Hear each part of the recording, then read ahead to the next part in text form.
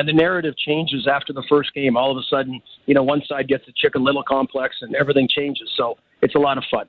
Yeah, there's definitely not a single favorite this year. It's going to be difficult to have a good bracket, but Ailish is hell-bent on making sure hers looks good. I'm going to make it work. Assuming, Gord, that you are immensely confident in the Leafs goaltending, and they've given fans every reason to be, when was the last time you were this confident in the Leafs goaltending? When's the last time I've been this confident? Yeah.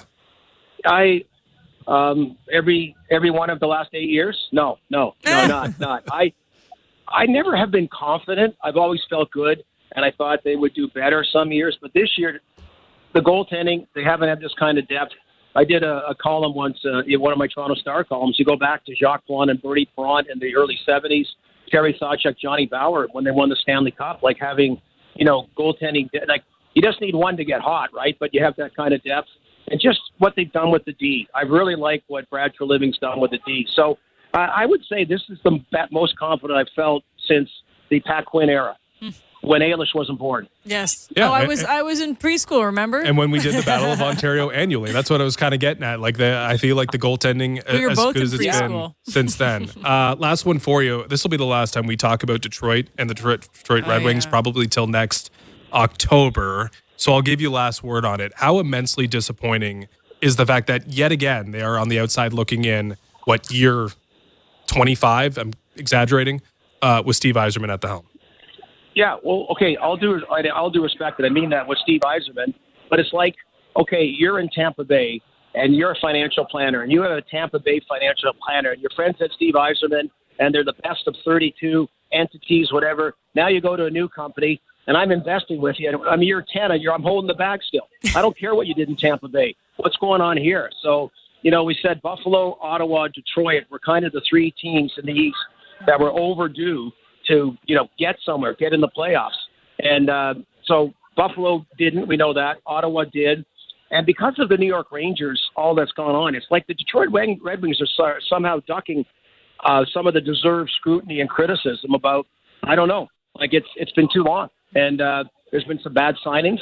He's drafted okay. You can question some trades. They've never had draft lottery luck to get somebody in the top two.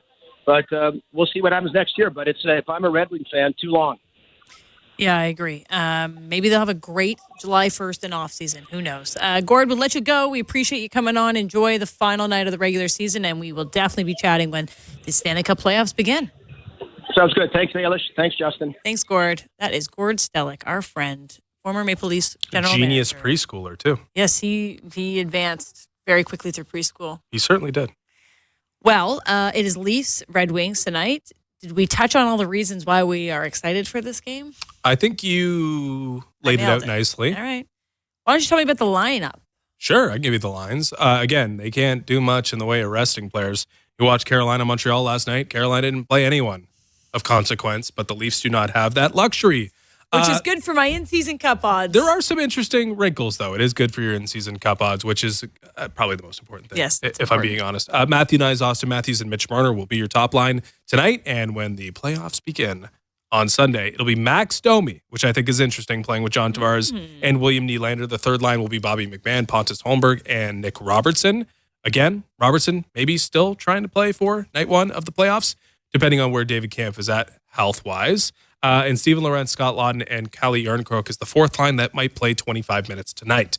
It'll be Riley and Myers on the top pair, Benoit and Tanev, and then Dakota Mermis with Brendan Carlo. I'm a little surprised Riley and Carlo aren't just playing together just to get the reps in. But I digress. Joseph Woll is the starter with Anthony Stolarz wearing the ball cap. All right. What else? What else? Not much. Again, what do you do Just in this get situation? me to Sunday is what I want. What do you do if you're Craig Berube? Like, how do you finesse I was thinking this? about that. I was thinking you say, fellas. Like, McMahon, Holmberg, and Robertson plays a lot, right? Yeah. And I just kind of laid it out there with Riley and Myers playing together and Mermis and Carlo playing together. Like, why not just play Riley and Carlo 15 minutes and run Philippe Myers and Dakota Mermis out there for 24? But it doesn't look like they're going to do that. And you better get in Chris Tanev's ear and say, we are not blocking shots tonight. I know the in-season cup is on the line. He can't turn that off, I don't think. Like, I don't That think could be that an Chris issue. Tanev goes out there and says, well, I'm not getting my face in this shot. He goes, I want that. I'm going to eat that puck. Like, he just doesn't have an off switch. Yeah, and I think that's slightly concerning. So It is. best practices, it's tough because there's only so much you can do. But if we're talking about like main objectives, it's not playing the game where reckless abandon is included.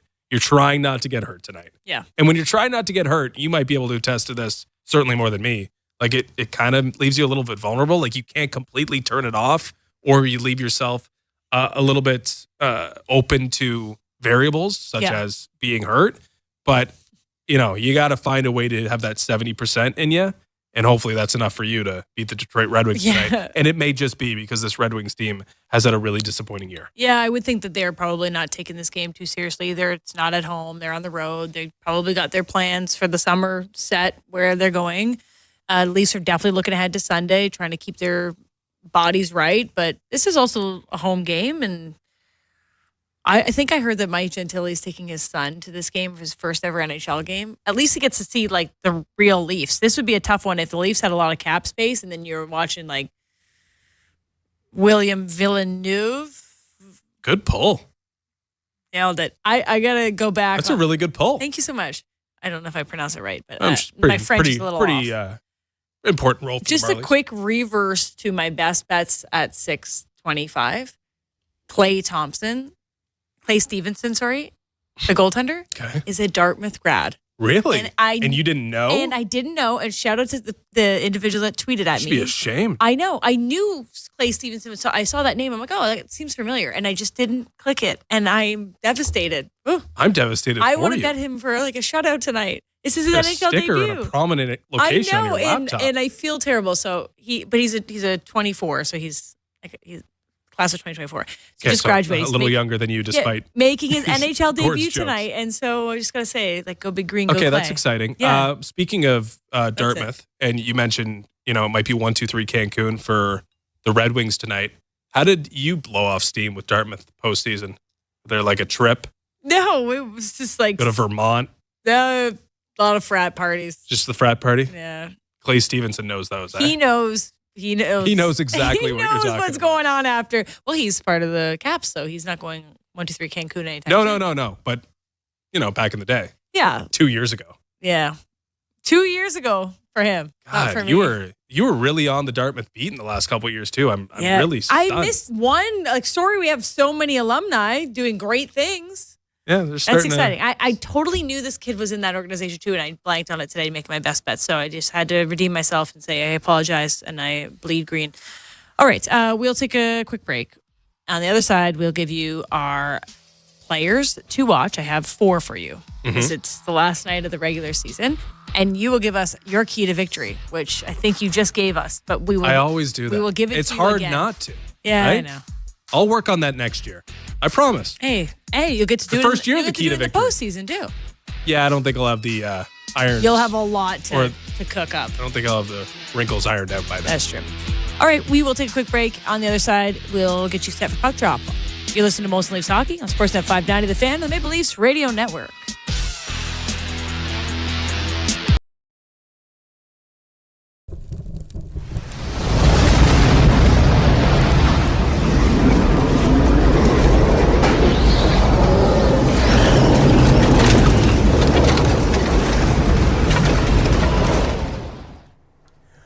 What's up, Leafs fans all over the world, Toronto Sports Insider community?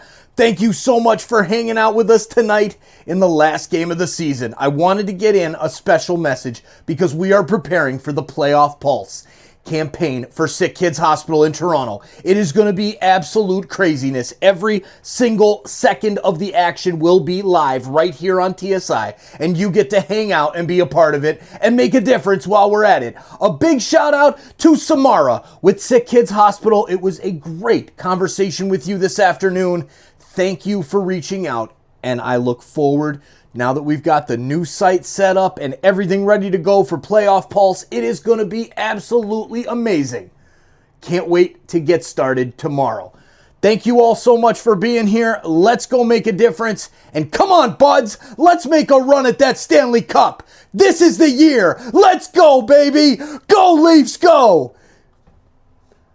5G, more savings. Everyone wins. So I only have to pay one bill? Way to go, Dad. Unexpected W. Get more lines on Canada's largest and most reliable 5G network for as low as $35 per month on the third line. $75 service setup fee per line may apply with a home service. See Rogers.com/plans for details. Rogers, we got you. Prime Minister Stephen Harper. You know, friends, I am in a unique position in this federal election. I am the only person who can say that both of the men running to be Prime Minister once worked for me. And in that regard, my choice, without hesitation, without equivocation, without a shadow of a doubt, is Pierre Poilievre. Authorized by the Chief Agent of the Conservative Party of Canada. The temperature is rising. The flowers are blooming. And Happy Radio is here to make your days even brighter. Playing nothing but feel-good hits to put a pep in your step. Listen to our collection of Happy Radio channels anytime at home with the SiriusXM app on your phone, computer, Alexa, TV, or other internet-connected devices. NHL Morning Skate. December 15th, Vancouver Canucks were in the playoffs. And this is when they had that big controversy going on. So they had to do something about it. And they did do something about it. Well, now they're not in the playoffs. You know what? They're not even really close anymore. This is the most absurd season falling apart. The most disappointing team this season of the 32 are the Vancouver Canucks. NHL Morning Skate with Scott Laughlin and Gord Stellick. Weekdays 7 a.m. Eastern on NHL Network Radio, SiriusXM 91, and the SiriusXM app. The Power Play with Steve Koulias. General manager of the Winnipeg Jets, Kevin Cheveldayoff. What would finishing first overall mean to the organization, Kevin? Well, I think anytime that, you can finish in an area where you're getting recognized, it's special. But again, the important thing for us is process. Is when we buy into playing the way we need to play, then, we feel comfortable that we'll win more games than not. And then you let the chips fall where they may. The Power Play. Weekdays 3 p.m. Eastern on NHL Network Radio, SiriusXM 91, and the SiriusXM app. It's soccer's most thrilling league. Only the Premier League can make you feel like this. And now every match is on the SiriusXM app. Can you believe it? From the title race. This is remarkable. Keeps this title charge on track, surely. To the relegation fight. The impossible may still be possible. Hear every English Premier League match on SiriusXM FC 157 and the SiriusXM app. Just search for your favorite club. Join me, Gord Stellick, and Scott Laughlin as we recap the night that was on NHL Morning Skate, weekday mornings at 7 a.m. Eastern on NHL Network Radio, SiriusXM 91. The biggest names in the game. Trying to get behind Ristolainen, walks in, put it between his legs, shoots it, score! NHL play-by-play on SiriusXM. The world's most thrilling league is now in the palm of your hand. Hear every English Premier League match all season long on the SiriusXM app. Just search for your favorite team. Hockey lives here. Suzuki sweeps it. There's a chance. Rebound, Caulfield shoots and scores. NHL play-by-play on SiriusXM. The best hockey lives here. Burns gets it back. Stick handles to the backhand. Moves in front. Score! NHL play-by-play on SiriusXM. Join me, Scott Laughlin, and Gord Stellick, along with former NHLer Mike Johnson for NHL Morning Skate, weekday morning, 7 a.m. Eastern on NHL Network Radio, SiriusXM 91. 3. This is Molson Leafs Hockey. We're about to bring the world right now. Sound the alarm. On Sportsnet 590 The Fan and the Leafs Radio Network. There's a Molson with your name on it.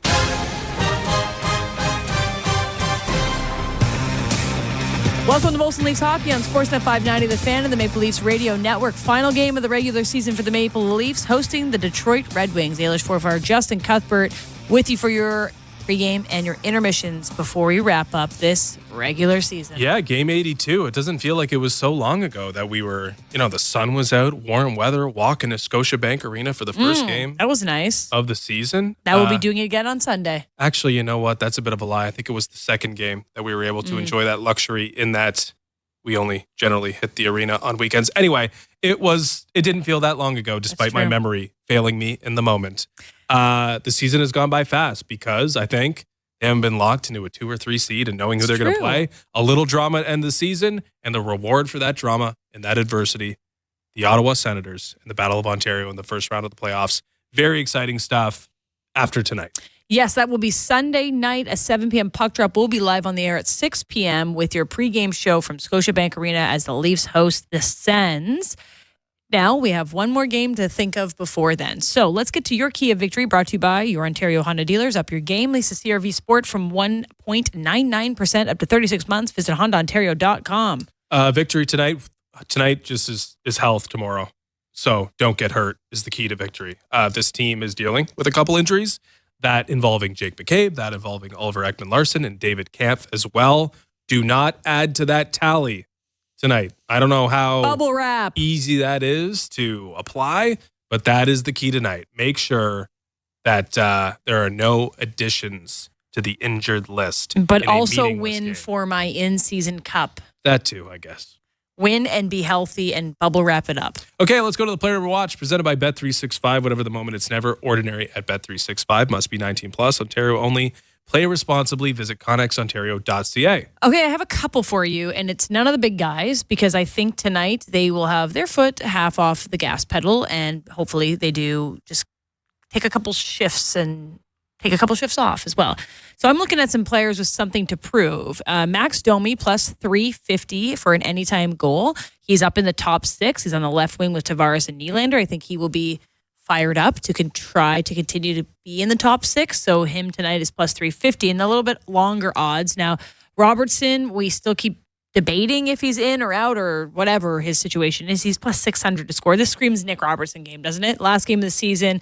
Kind of does. Hey, I want to prove to my coaches that I deserve to be in the lineup, plus 600. Pontus Holmberg as well, who is on the third line, centering that, is 8-1 to score. And then Steven Lorentz, who said that this is going to be a bloodbath, and he's so fired up for the Battle of Ontario. He sounds like he's meant to be a Leaf. This guy can't wait for Sunday. I still think that he's going to play with, I don't think he turns things off. Like, I think he's going to play hard tonight.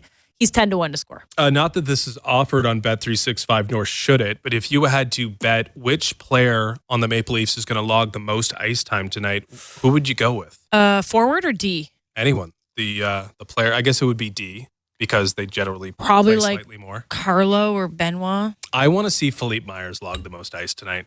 I'm not putting that on Dakota Mermis because that's a lot for a young guy who hasn't played many NHL games. But that means if you're Riley's then on his wing. Yeah, Riley's going to have to play tonight. So Myers gets a little extra on shorthanded opportunities. Up front, I think it's going to be maybe a double shift every now and then. Philippe Myers. Like, I want to see Philippe Myers play some hockey. All right. Tonight. Get ready for the Philippe Myers game. You know, Robertson, Holmberg, McMahon. Give me Lawrence. that third line as a first line. Max Domi. Do you want to, sew up that spot on the second line? Show us something tonight. Perfect. I would also say that John Tavares was my one player in the top, core 4 that I was thinking about. He's got 54 points in 39 games versus the Wings, and he doesn't really take games off. He's a leader. So if you feel extra special about John Tavares. Good leader year for John Tavares in the first year in quite a long time that he wasn't wearing the captain. All right. That's our last pregame of the regular season. Puck Drop with Joe Bone and Jim Ralph is next. You're listening to Molson Leafs Hockey on Sportsnet 590, The Fan, and the Maple Leafs Radio Network. Hello, it's me, Katie Nolan, host of Casuals on the SiriusXM Podcast Network. It's a podcast for people who like sports a normal amount. Every Tuesday and Thursday, I'm joined by some of the biggest names in sports and entertainment to break down our favorite news stories from the sports world and beyond. It really doesn't matter what level of sports fandom or knowledge you have, just bring what you've got. We're all here to have fun and learn.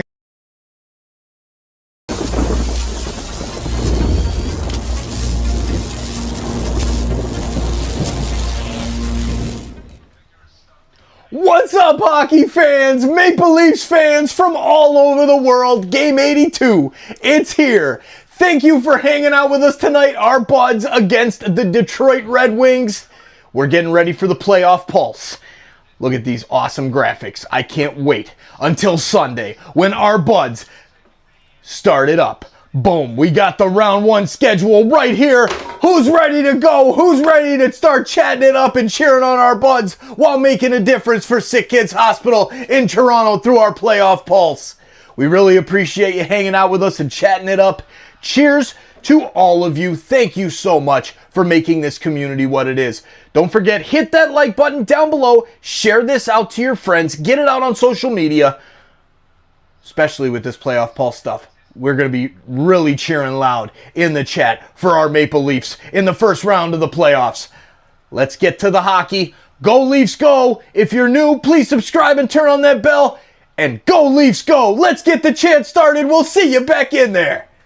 For all-around play. Any discussion, no matter how you slice that loaf of bread, Sidney Crosby's in that discussion. Talk about high-level consistency. Under Review with Mick Kern, 11 a.m. Eastern on NHL Network Radio, Sirius XM 91, and the Sirius XM app.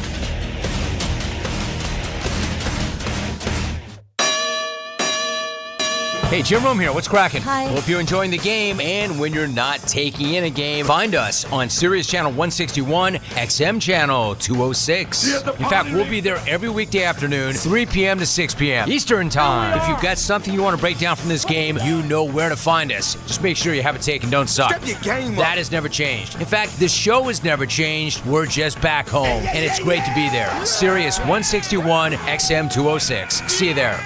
It's soccer's most thrilling league.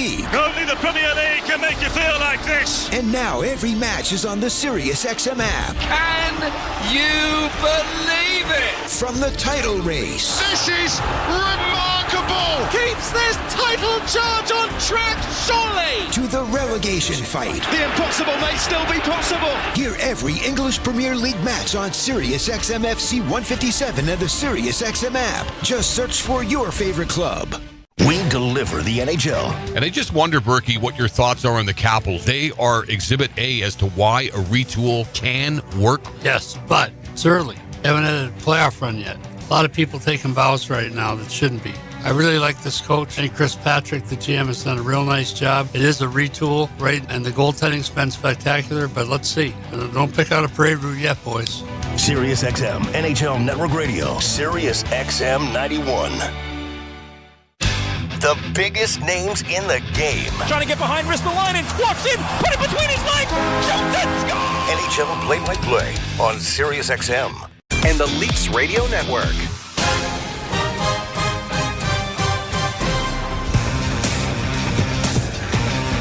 The Leafs and the Detroit Red Wings, game 82. The Red Wings are gone fishing. After this one, the Maple Leafs set to open their best-of-7 affair with the Ottawa Senators on Sunday evening. And if you are anybody associated with the front office of the Toronto Maple Leafs, you want a no-hitter tonight. Yeah, and it's tough to play that way. Yeah, and that's a scary thing to do because a lot of times when you play not to get hurt, you do. You put yourself in a vulnerable position. But when you know you're off for the summer after this game as well, you don't want to spend the first 3 months of it in a cast. So. Here the Leafs getting it in over the line, and a chance for Lorenz was whistled down on a high stick, making contact with the puck. So it'll be brought back out into the center ice area. Well, the Red Wings have now missed 9 straight in the playoffs. That's the longest drought now, Joe, in franchise history. And before that, they had made it 25 consecutive seasons. Which is also a franchise record. Leafs deflect the puck down into Detroit territory, and there'll be an icing call. And yeah, when you look at the last 9 years, you say, okay, build through the draft. The Red Wings have not had a top 3 pick in the NHL draft since 1990 when Keith Primo was taken 3rd overall. Well, the protectors of the painted plumbing tonight, Joseph Wall, 26-14-1 and a 2.72 goals against average, 1-1-0 a lifetime against the Red Wings, and it is Cam Talbot in goal for Detroit, 21-19-4 this season. He is 6-5-1 lifetime against the Maple Leafs. Puck comes in front of the net, and unable to get a shot away there was Nyes. It'll be played back around the boards to the far side and out into the center ice area. Goes down into the Leaf end. Goaltender Wall came out to play it. Attaboy, Joey, and negated an icing. That might get him the wrestler's belt if things work out this way. I think Matthew Nyes might have touched that, too. Well, I'm saying here the Leafs in over the line, though, and a pass by Domi instead of a shot. Tavares couldn't get to it. Played into the corner for Domi. Centering pass goes off a Detroit stick, and Larkin will get it out at center ice. Played ahead by Lucas Raymond to the Leaf blue line, and it's down into the Toronto end, and Tanev works it up on the right wing side for Domi, who deflects it ahead for Tavares. Down the boards comes John. He'll work it into the right wing corner. Got tangled up in there with Ben Sherratt. The puck comes back to the point. Brendan Carlo, fresh off the bench, plays it around back of the net. Leafs trying to get it out in front with Marner, getting it back to the point. Just offside. See how I waited there? That's a professional broadcaster. You wait to see if they're going to call it onside or offside, and if you wait long enough, the whistle will go, then you don't sound stupid. Again. Have I waited long enough? Yeah. Let's try not I don't think either of us could wait long enough not to before sound someone stupid. said, those guys really sound stupid. Well, that's puck in the Detroit zone. The Red Wings push it up on the right wing, and it'll get to center with Tarasenko playing in on the left wing side. Played around back of the net by Watson, and it'll come up as it's played back in the net by the Maple Leafs' Mermis. And now the Leafs will have to go back as both teams are changing. Todd McClellan took over the Red Wings, and they went on quite a roll and got into the conversation. But after the Four Nations Cup, they just had a horrific stretch. They're playing better recently, but by then the die had been cast for the Detroit Red Wings. Yeah, talking to Kenny Daniels, a longtime Wings play-by-play man. He said every year that's been the recipe. That horrible dip in March that puts them out of the race. Rings get it in over the line on the right wing side. A long shot deflects off a wall. Centering pass. Nice play intercepting the puck there by the Leafs. And it is sent out into the center ice area as Yarncrook made a good play defensively. Red Wings bring it right back in again. Edmondson trying to drive the net, and it was deflected back in the near corner. Up on the left wing boards, and the Leafs get it out with Nyes. Trying to flip it in, but it was blocked. Red Wings again with it with Patrick Kane, the veteran, double teamed. Now Nyes goes after the puck and beats his man. Nyes coming out in front with a pass, and unable to finish there was Marner. Red Wings play it up the boards, and Kane has trouble again. Benoit pinching this time. Marner got a little bit deeper. Ben Sherratt will find his defense partner this time on the far side. And the Red Wings get it out at center ice, and Kane rolling it down into the Toronto end. We can talk about it being a nothing game for some players, but two things to maybe look at. John Tavares at 38 goals, looking to hit 40 for the second time in his career, and I'm pretty sure, even though we've all assumed who the starter might be in game one for Toronto, Joseph Woll is going to want to have a nice finish to his season. Played down into the corner. Yeah, you'll recall last year, Samsonov started. The Leafs got wiped out in game one. And then Samsonov was unable, and then Woll had to take over, and unfortunately... In game 5 and 6, won both games, got him back into the series. And then wasn't able to play game 7. The depth of the Leaf goaltending room this year has been one of the major points. As it comes out at center ice and is shot back into the Toronto zone. Woll slowing it up. Mermis goes around back of the net. If I was going to pick a player who might play the most tonight, it might be Dakota Mermis. I'll tell you something, him and Philip Myers have been outstanding coming in. It's been plug and play. Yep. Aaron Pass is going to turn into an icing. And it's going to come back into the Toronto zone. Anthony Stolarz has 3 shutouts in his last 5 games. These are the defensemen that have played in front of him. So, yep. Yes, and I don't think it was a coincidence, Joe, that both goalies struggled at the same time when the team was struggling defensively in front of them. So certainly, they're much better taking away the front of the net. They've been more aggressive standing up at the blue line. They haven't conceded the blue line like they had for a long stretch. Bobby McMahon plays it down into the offensive zone. And the Red Wings able to come away with it. And Johansson backpedals in his own zone. It was defensive partner on the far side. Sherratt gets it down into the Leaf end. Myers playing it around back of the net. The puck comes free. And up on the wing it goes for Lawton, who gets it to center ice. And now flipped into the zone by Myers. And the Leafs are going to the forecheck. Myers thought about pinching. Boy, you know what? There's a small little play that you just see as a scramble comes in front of the net and it's knocked away. The different mindset this year than others. Myers very easily, as a puck comes in front of the net again, bouncing puck and is kept in by Toronto. Could have gone to pinch, but very wisely decided, I'm going to sit back. And now the Leafs have the puck under control in the offensive zone.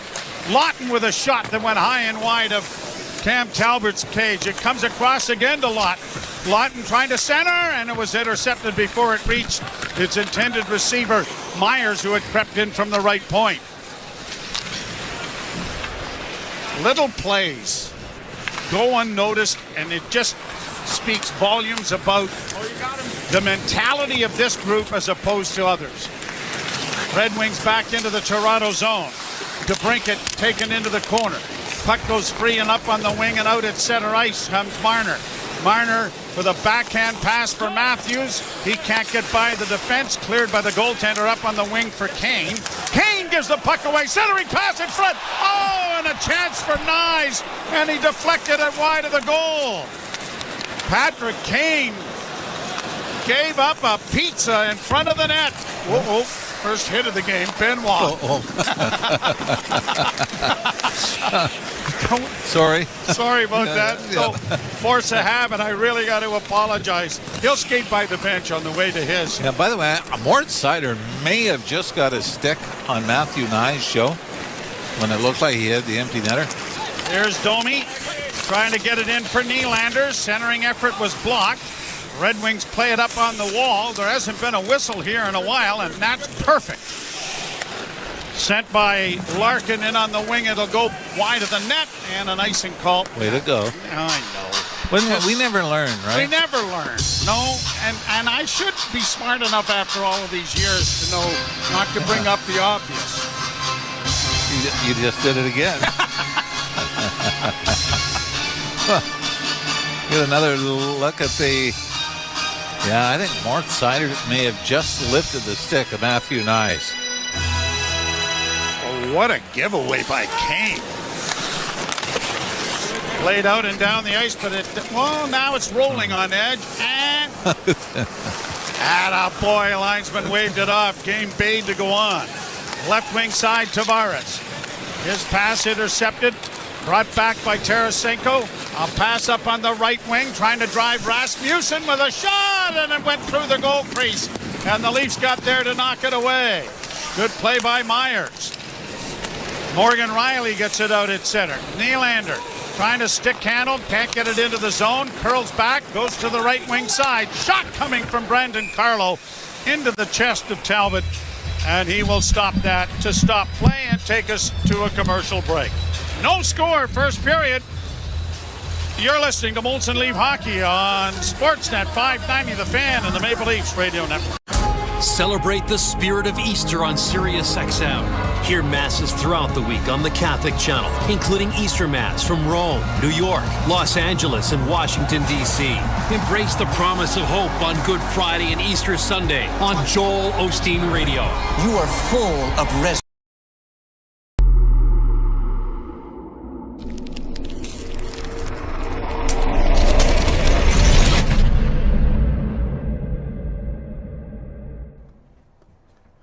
What's up, insiders? How we doing tonight? Game 82, let's go.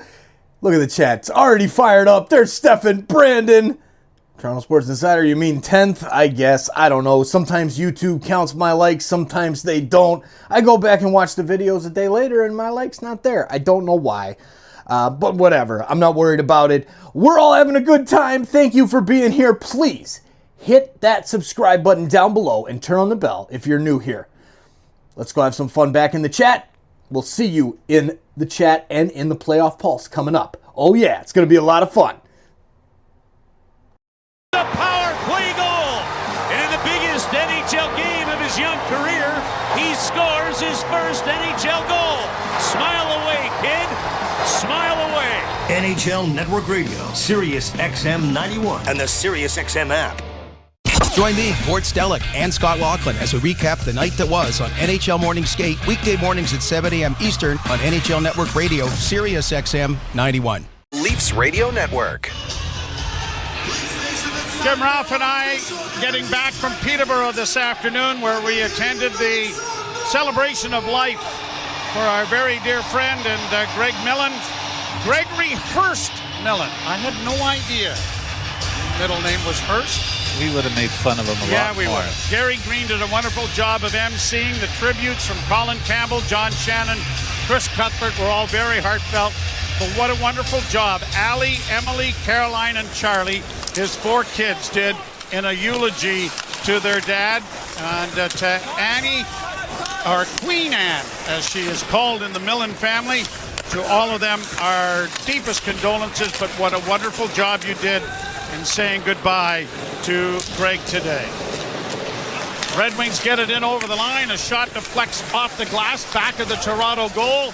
Wings get it into the slot, and a shot was whistled just wide on the far side. Played up on the wing then by Mermis. Leafs don't get it out initially, but it rolls to center ice, and the Wings will go back, pick it up in their own zone. 11 minutes to go in a scoreless first period. We've had a lot of these, haven't we? No goals in the early going, scoreless first periods, second periods, third periods. With a goal in overtime to decide it. Wings get it up on the right side for Sherratt. Veteran plays it around back of the net, cut off there by Tanev. And the Leafs will try to push it ahead, and they do. And Lorenz looks for an open man, and it is Benoit jumping into the rush. Backhand went past the goal crease, no one there to do any damage with it. The Red Wings get it back out at center, and it is played into neutral ice and chipped to the far side. Grabbed off by Yarncrook, but his feed on the right wing for Scotty Lawton was out of the reach, and they go for a change. Wings bring it back in over the line. Lucas Raymond couldn't get a backhand to work. Played into the corner and around back of the net now. Raymond with it again, and a shot looking for a deflection in front of the net from Bergen. Didn't work. Chipped back on the near side. Wings Edmondson getting it into the corner, now back of the net. Centering pass comes back to the point. Raymond holds and lets a shot go. That was partially blocked. Lead pass just out of the reach of Matthew Nyes, and it's going to turn into an icing call. And it'll be brought back into the Toronto zone. In the first period, brought to you by Bet365. Whatever the moment, it's never ordinary at Bet365. Must be 19 plus. Ontario only. Play responsibly. Visit ConnexOntario.ca. Matthew Nyes is arguing with the linesman, saying, I think I won that race. But Mort Seider was the Red Wing defenseman that was deemed to be slightly ahead of Nyes. This feels like when these two teams always play in preseason, right? Except the lineup's really good this time. Well, for both. I mean, we talked to Brad Treliving today at Greg's celebration of life, and he just said, we can't do anything. Yeah. We can't. The salary cap has got them right up against the wall. So even if they wanted to play McCabe or Oliver Ekman-Larsson, they can't do it right now. So all of this is, and you can't bring any of the Marlies up. No, because the guys out of the lineup with the injuries, McCabe and Ekman-Larsson. Shot blockered away nicely there by Wall.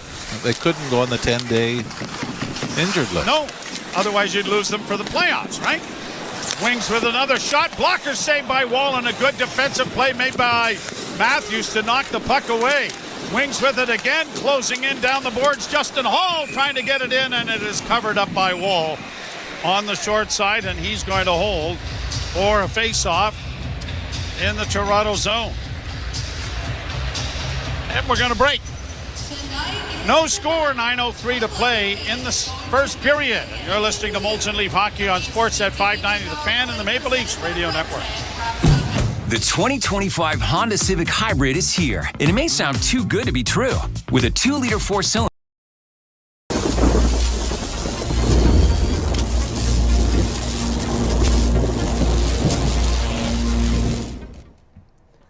What's up, hockey fans? Leafs fans, let's go. Leafs and Wings. It's a big game tonight. It's the last game of the season. We just want to make sure we get through this with no injuries. Let's get into the playoffs healthy, and let's go after that cup. All right. Want to throw out a couple more shout-outs here in the chat. The power of art, bro. Email me, man. Just let's go. I want to talk to you for sure. As well, Andrew Hurd, my man. I got you. Big meeting today. Very good. It was a very good, successful meeting. I got you. It's coming. Bear with me. Cheers, everybody. We'll see you back in the chat. Go, Leafs, go. Come on, let's go. Get that chant going. Go, Leafs, go. Oh, yeah, and do that stuff like, share the link out. Let's get more hockey fans here. Let us know where you're watching from in the chat. All that cool stuff. And let's get back to the buds. Hits, run line, totals, and home runs. So many to choose from. Download the app, start building your bet, and see why. It's never ordinary at Bet365. Must be 19 or older. Ontario only. Please play responsibly. If you or someone you know has concerns about gambling, visit connectsontario.ca. You're listening to Toronto Maple Leafs hockey. Leafs win the draw. Marner with a shot at traffic, scores! On Sportsnet 590 The Fan and the Leafs Radio Network. First game against the Boston Bruins a year ago. In the lineup, Gregor, Edmondson, Dewar, Liljegren, Labushkin, Reeves, Bertuzzi, Samsonov. This year round, Tanev, Lorenz, Lawton, Carlo, Oliver Ekman-Larsson, McMahon. Oh, and that guy Stolars too. That's a big turnover. I was going to say, we were talking about the Doug Gilmour trade. Yep. Calgary years of that blockbuster deal. Would you make that trade? In a heartbeat. Yeah. In a heartbeat. When you go, the players that you got, the players you've given up, that's not taking anything away from the players you've given up. But they're totally different. Where this team is much more physical. It's much bigger. Centering pass in front, Lawton with a shot. And that was stopped by Talbot. Much more diligent to defensive play. We've said that Brad Treliving's done a marvelous job. I think he's, well, depending on how the playoffs go, obviously. But he's the general manager of the year. Maybe, wouldn't he? Certainly have to be given. And what I liked about what he's done, he gave everybody a year, pretty much, right? From Sheldon Keefe to everybody else. Come in and assess. And then make the necessary changes. Yep. Puck in the near corner on the boards, and Domi trying to get it out. Did to Tavares. A lead pass looking for Nylander was knocked out of the air, and the Wings bring it back in over the line. Detroit was 6 shots, the Leafs with 4. Played by Domi, but Nylander cut to the other side. Now the Leafs bring the puck back into their own end, and it is scooped off his stick. Kasper getting it off his stick, but the Leafs get it out. Now Nylander in on the right side. Makes a move to the middle and can't deliver a backhand. Taken to the boards, and now along the wall it goes. Nylander getting it free, and back to the point. It'll come to Morgan Riley, and a shot in traffic deflected high and went harmlessly wide. Wings get it back out at center ice with 7:08 to go in a scoreless first period. Played into the Detroit zone. DeBrincat will get it off on the right wing side. Game 1, as we get an offside at the Toronto blue line. Game 1, Sunday night, 7 o'clock. Game 2 here at Scotiabank Arena as well on Tuesday night. 7:30 start time for that one. And then back, Thursday, Saturday in Ottawa. Everybody seems to like to have the Leafs playing a Saturday night. It's a little strange. Well, Winnipeg opens St. Louis on Saturday. And then Florida they don't open until Tuesday. Is that right? Right. That's some catching up to do. Yep. Puck at the point, kept in with a long shot. Big rebound in front of the net. McMahon couldn't one-handed in front for Pontus Holmberg. Holmberg in the far corner. Works it along the board, still with it. Holmberg taken to the side, now tries to jam it out in front. And Talbot was able to knock that into the corner. Wings have it pinned up against the boards in their own zone. Off on the wing for Lucas Raymond. Played out at center ice. Holmberg back checking, got it to McMahon. Back to the far side. Now a long wrist shot is easily steered wide. Off the stick of Nick Robertson. Puck back to the goal. Leafs coming out with it. Now got a turning shot made by Holmberg that was deflected wide of the net. Holmberg knocks down a clearing attempt. Keeps it in for Marner. Far side looking to try and find Nyes, but it's cleared to center ice. Nyes in on the left wing. Pass for Marner went off a skate. Marner chases his man to the far boards, but Albert Johansson will get it out at center, only to have it turned over. Leafs have it again at their own blue line. Cross the line and into the zone. Matthews hoping to do a little poaching in back of the net. Didn't happen. Now he gets it back in the center ice area. Matthews in over the line, dropping for Nyes. Trying to find Marner, and it deflects up into the crowd and goes down the hallway that the Red Wings use to come to the ice surface. And a stoppage of play with 5:20 to go in a scoreless first period. You're listening to Molson Leaf Hockey on Sportsnet 590 The Fan and the Maple Leafs Radio Network.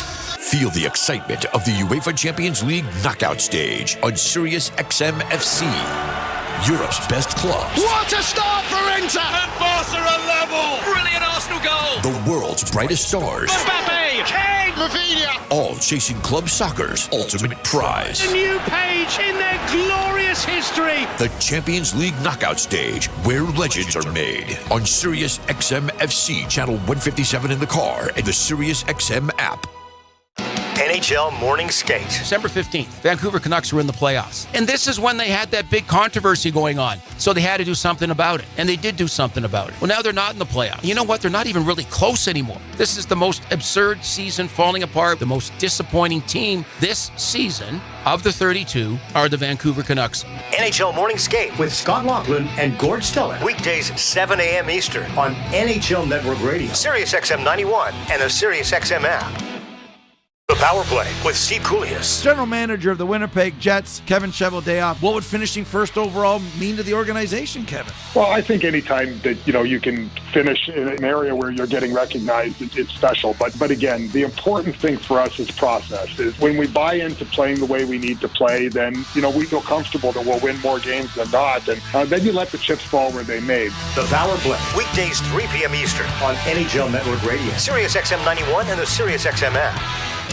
The biggest names in the game. Trying to get behind Ristolainen, walks in, put it between his legs, shoots it, score! NHL play-by-play on Sirius XM Network.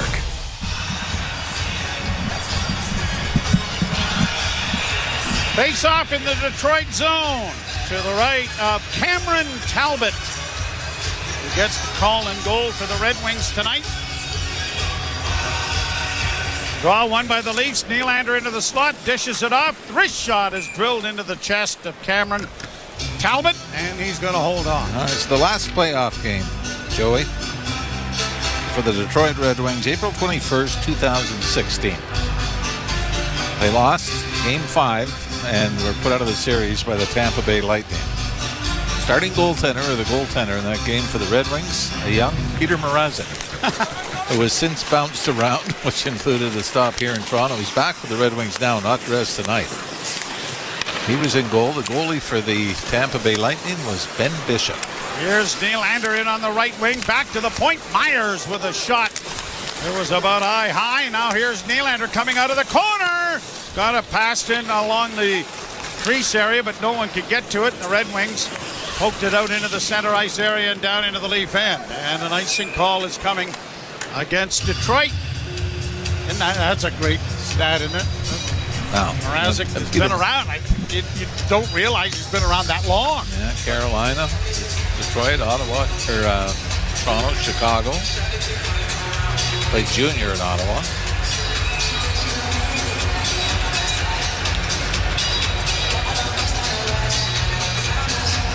Face off to the right in the Detroit zone, won by the Red Wings. Edmondson gets it out into neutral ice, and the Wings are going to chip it into the Toronto zone and head for a change. Pass out of the reach of Lorenz. And I would think that the fourth line of the Maple Leafs and the third line of the Maple Leafs are going to get the yeoman service of ice time here this evening, as it's played off a stick and down into Detroit territory. Steven Lorenz with another game winner in Buffalo.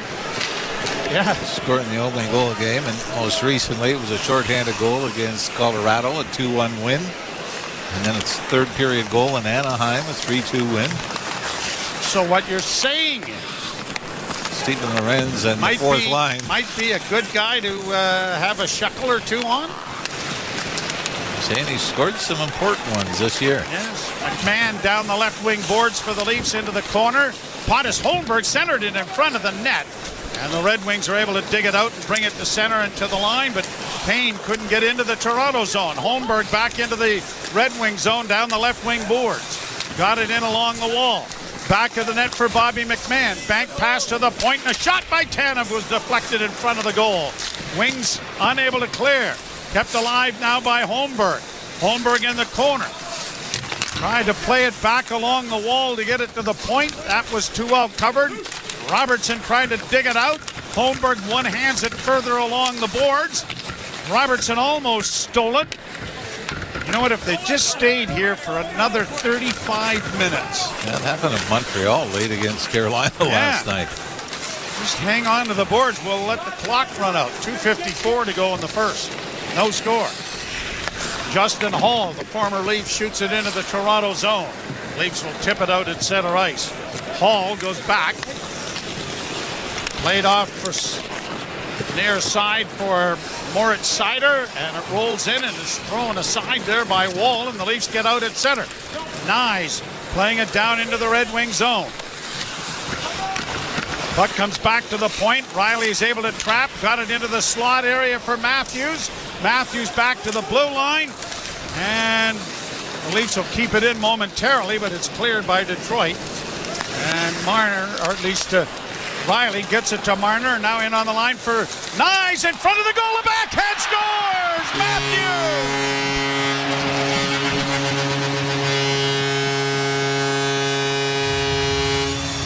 Quick turnover that Morgan Riley secures, and Matthew Nyes finds Matthews for the goal, and Austin Matthews has his 33rd and 401st. And for Mitch Marner, it's going to be 101 points. As he makes a little backhand pass off the boards, like the spin around backhand pass. Off the left wing boards to Nyes. He and Matthews go over the line. Matthews just goes to the front of the net. And Nyes lays in the perfect pass. Matthews continues in the same direction, makes a backhand forehand move and chips it. Glove side over the sprawl and Cam Talbot to put the Leafs up 1-0. Puck down in the Toronto zone. Carlo couldn't get to it. Shot from an angle, goes off a stick and up into the screen. And out of play. Leafs get the opening goal of the hockey game. Matthews with his 33rd of the season. Nyes and Marner are going to draw the assist, but Morgan Riley makes a pretty good play to break up the rush and get it started going in the other direction. By the way, just looking through the stats for Steven Lorenz, 8 goals on the year, 5 game winners. Like we said, you don't need me till you need me, and then I'm there for you. But even though it goes down as a 4-0 win in Buffalo, I mean that's a 1-0 game till late in the third. Late in the game, absolutely. Yeah. That was nursed a long way. Red Wings get it in. Johansson around back of the net. Lorenz lost his stick, and then a long shot is stopped by Wall. Puck in the far corner. Rasmussen giving it up and backhanded off the glass to the line and chipped out at center ice with 1.5 minutes to go. Lead pass deflects down into the Toronto end. Wall trying to scoop it back along the boards. That was cut off. Played in front of the net, and a shot is stopped by Wall. The rebound in front of the net is taken to safety by Lorenz. And a lead pass. Deflects off Lawton down into the Red Wing zone. Minute to go in period one. Last minute of play in this period. I already said that.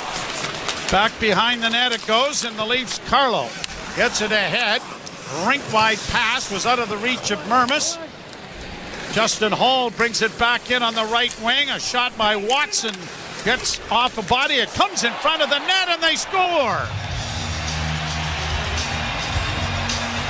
Austin Watson is going to get credit for this, cutting in front of the net to tie the game with 40.6 seconds left in the period. And it's just a simple dump in towards the net. It gets caught up in the equipment of Dakota Mermis.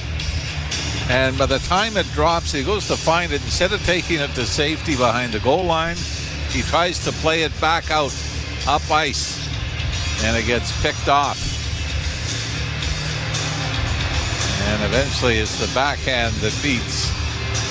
The backhand by Austin Watson that beats Joe Wall up top. So for Mermis, there was that split second of where is it? Split second of what can I do for it now that I find it? And turns out being a giveaway that cost the Leafs. Third goal of the season without an assist for Watson. And we get a whistle here.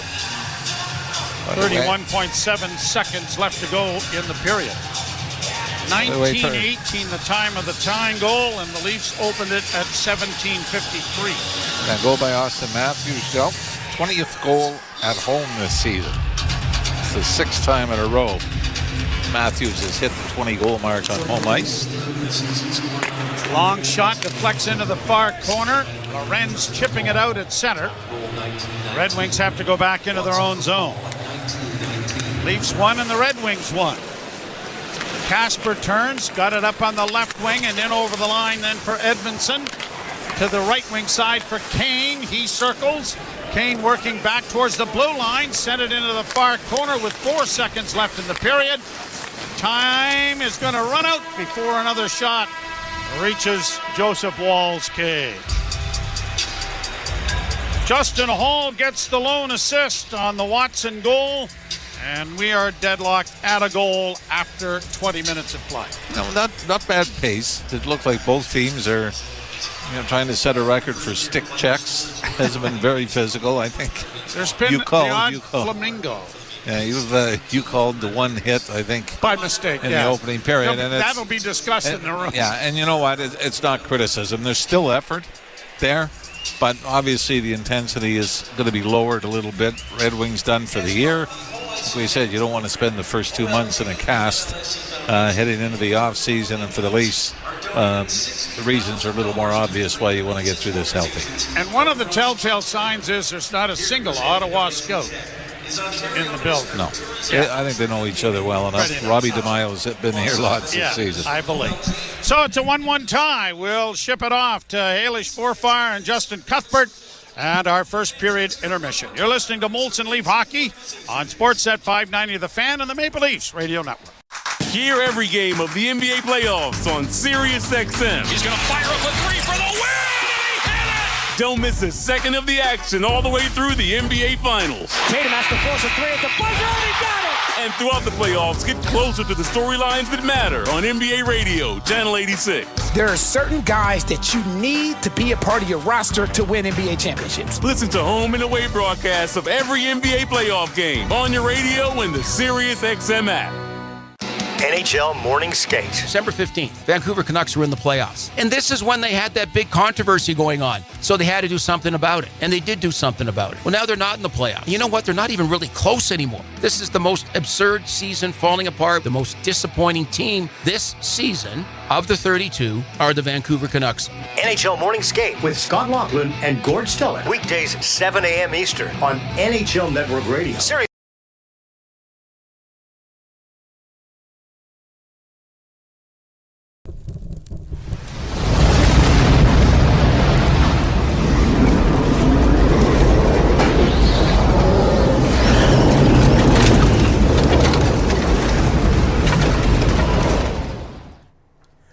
What's What's up, Leafs fans all over the world, Toronto Sports Insider community? Thank you so much for hanging out with us tonight in the last game of the season. I wanted to get in a special message because we are preparing for the Playoff Pulse campaign for SickKids Hospital in Toronto. It is going to be absolute craziness. Every single second of the action will be live right here on TSI, and you get to hang out and be a part of it and make a difference while we're at it. A big shout out to Samara with SickKids Hospital. It was a great conversation with you this afternoon. Thank you for reaching out, and I look forward, now that we've got the new site set up and everything ready to go for Playoff Pulse, it is going to be absolutely amazing. Can't wait to get started tomorrow. Thank you all so much for being here. Let's go make a difference. And come on, buds, let's make a run at that Stanley Cup. This is the year. Let's go, baby. Go, Leafs, go. Not a parade route yet, boys. Sirius XM NHL Network Radio. Sirius XM 91. In case you missed it, on NHL Network Radio. Buchnevich for the deflection. They shoot. They score! Jimmy Snuggerud. His first is a blue. 3-0 St. Louis. It's a power play goal. And in the biggest NHL game of his young career, he scores his first NHL goal. Smile away, kid. Smile away. NHL Network Radio, Sirius XM 91, and the Sirius XM app. Under review. Have wrestled with this one for a while, but I believe we've got our top 5 player of all time. Gretzky, Lemieux, or Howe, and I think it's Sidney Crosby for all-around play. Any discussion, no matter how you slice that loaf of bread, Sidney Crosby's in that discussion. Talk about high-level consistency. Under review with Mick Kern, 11 a.m. Eastern on NHL Network Radio, Sirius XM 91, and the Sirius XM app. The biggest names in the game. Trying to get behind, wrist the line, and walks in, put it between his legs, shoots it, score! NHL play-by-play on Sirius XM. The Leafs Radio Network.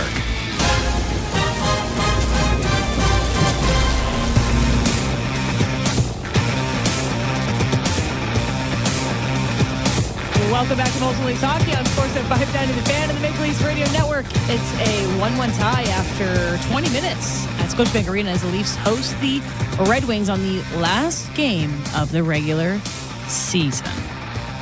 So, what grand takeaways will we take from 20 minutes? What we can apply to future events?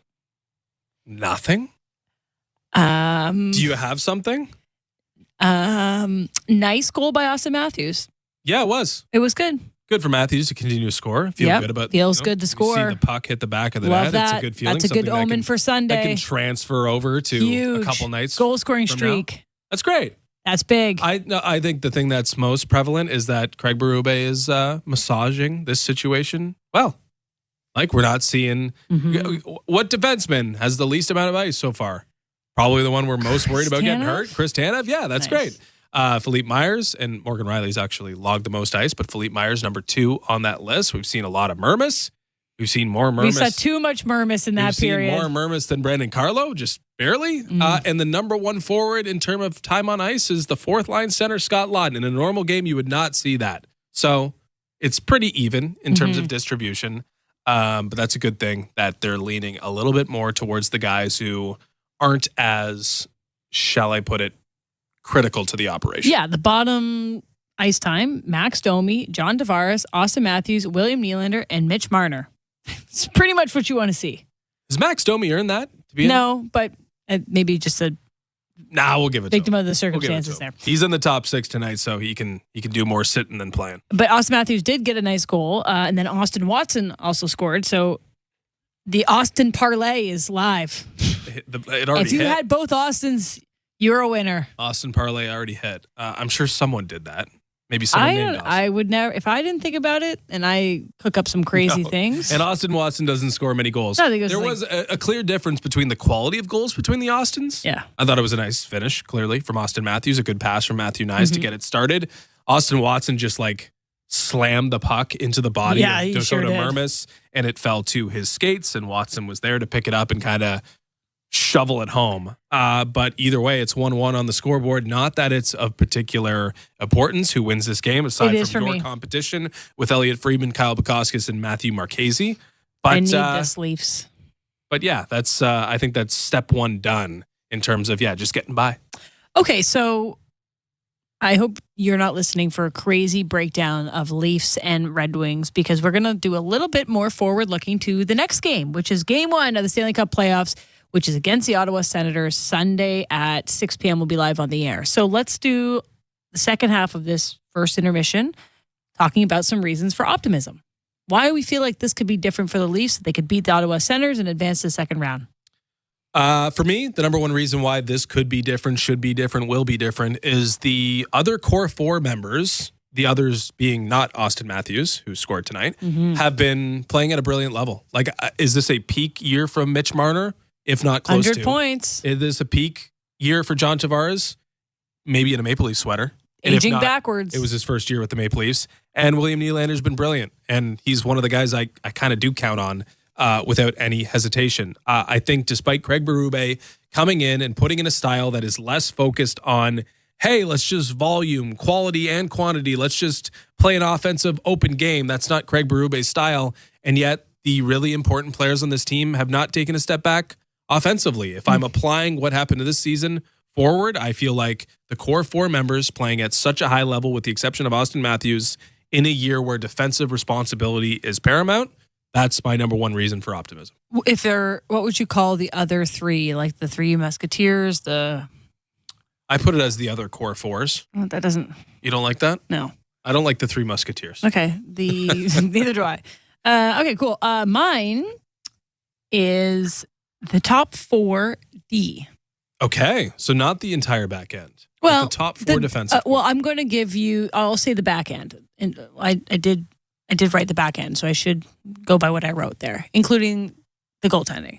I just feel like they look and feel more defensively sound. They're responsible. And as a forward, I know what it feels like to play with defense that are great and with ones that you have more questions about, and you play way tighter and you're anxious about the defensive zone. You just play more freely and focus on your role as a goal scorer or as a energy line when you know your defense locks it down. And with Tanev and with McCabe and Carlo and OEL and McCabe, I already said McCabe, and Riley being slotted better, I just feel like it's allowing them to have more confidence up at the front. And then, of course, you can't go much further. This is now becoming two things. But the back end, I'm going to include Anthony Stolarz in that. He deserves his own conversation. You're including a lot of things. Okay, so then just defensive play. I feel better about the defensive play, which allows the forwards to worry about their own business. We're going to go to a break in a second, but just a hint, because we're going to do reasons for pessimism in the second intermission, barring some craziness happening in the second period. Mine actually involves the goaltender. Okay. That's a tease.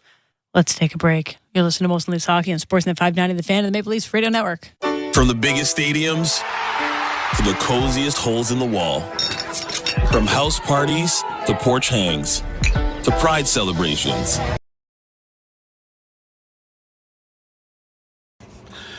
Holy Mackinac! Joe Bowen here, the voice of your Toronto Maple Leafs.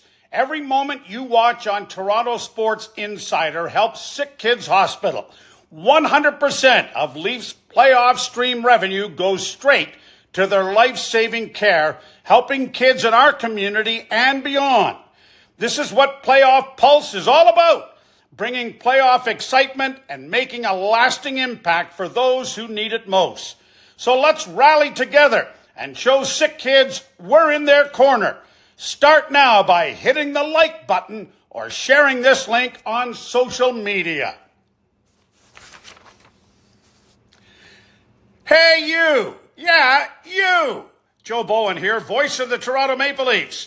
The Playoff Pulse on Toronto Sports Insider is all about playoff thrills and making a difference, with 100% of Leaf playoff stream revenue going directly to SickKids for their life-saving treatments and research. We're aiming for 100,000 insiders to boost our impact. So subscribe now and be a part of this incredible movement. Holy Mackinac! Let's show SickKids Hospital we're here for them. Join us today. Hey, you. Yeah, you. Joe Bowen here, voice of the Leafs. Holy Mackinac, we've passed 100,000 insiders on Toronto Sports Insider. The Playoff Pulse campaign is 16 teams, one champion. The Stanley Cup playoffs begin Saturday on Sportsnet. Here for the Cup. Guess who just bundled their home and auto with Desjardins Insurance? Well, look at you, all grown up and saving money. Yes, I am. Mom told you to do it, didn't she? Yes, she did. Get insurance that's really big on care. Switch and you could save up to 35% on home insurance when you bundle home and auto. Desjardins Insurance. Here for your home, auto, life, and business needs. Certain conditions apply. When you get a Subaru with symmetrical full-time all-wheel drive and class-leading safety included, it's like you also get a Subaru that comes with your very own golf club holder, stadium parking navigator, a basketball team transporter, a remote cottage finder, a beaver spotter, a coach hauler, bear country guide, a family road trip carrier, a muddy road controller, extreme wind stabilizer, plus a... And we're out of time. Subaru is the multi-tool that masters every unpredictable weather condition. Visit your local Subaru dealer for great lease and finance options. You're listening to Toronto Maple Leafs hockey.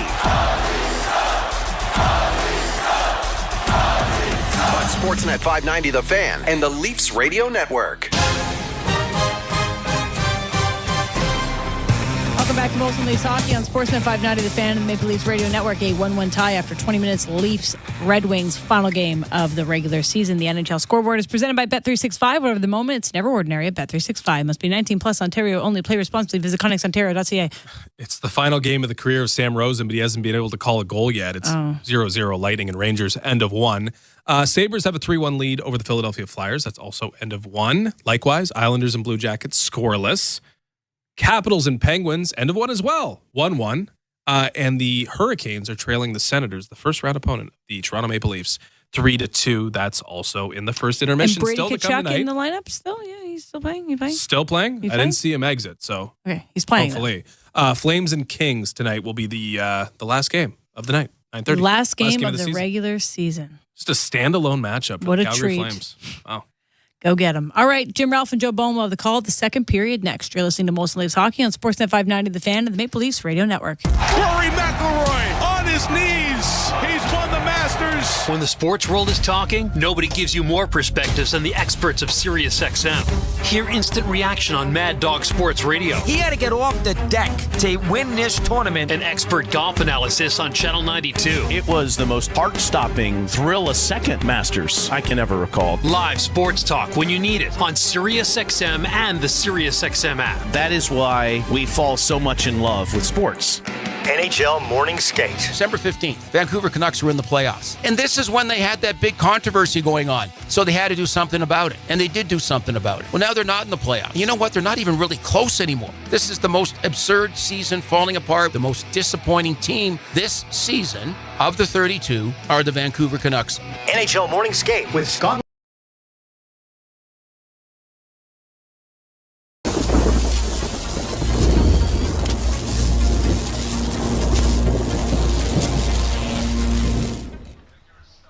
What's up, hockey fans, Maple Leafs fans from all over the world? Game 82, it's here. Thank you for hanging out with us tonight. Our buds against the Detroit Red Wings. We're getting ready for the playoff pulse. Look at these awesome graphics. I can't wait until Sunday when our buds start it up. Boom, we got the round one schedule right here. Who's ready to go? Who's ready to start chatting it up and cheering on our buds while making a difference for SickKids Hospital in Toronto through our playoff pulse? We really appreciate you hanging out with us and chatting it up. Cheers to all of you. Thank you so much for making this community what it is.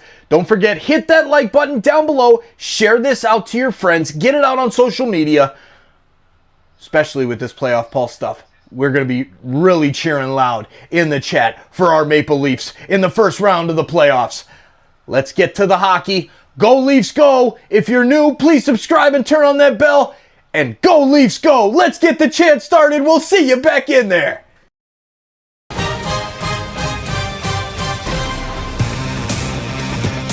Leafs and the Red Wings are tied at a goal after 20 minutes of play. Second period is brought to you by Desjardins Insurance. Get insurance that's really big on care at desjardins.com/care today. Apparently I'm working by myself for the second period. Oh, there you are. No, you made it. No, I just said I thought I was working by myself for the second period. Talking to your son, Sean. Well, why would you do that? The game's on. Yeah. Sometimes if you didn't have a good father figure, you kind of cling on to somebody that could be.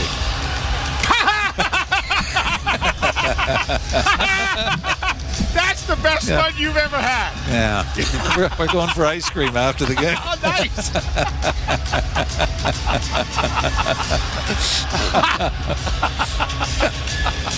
A cute little fella. He is. Not that little anymore either.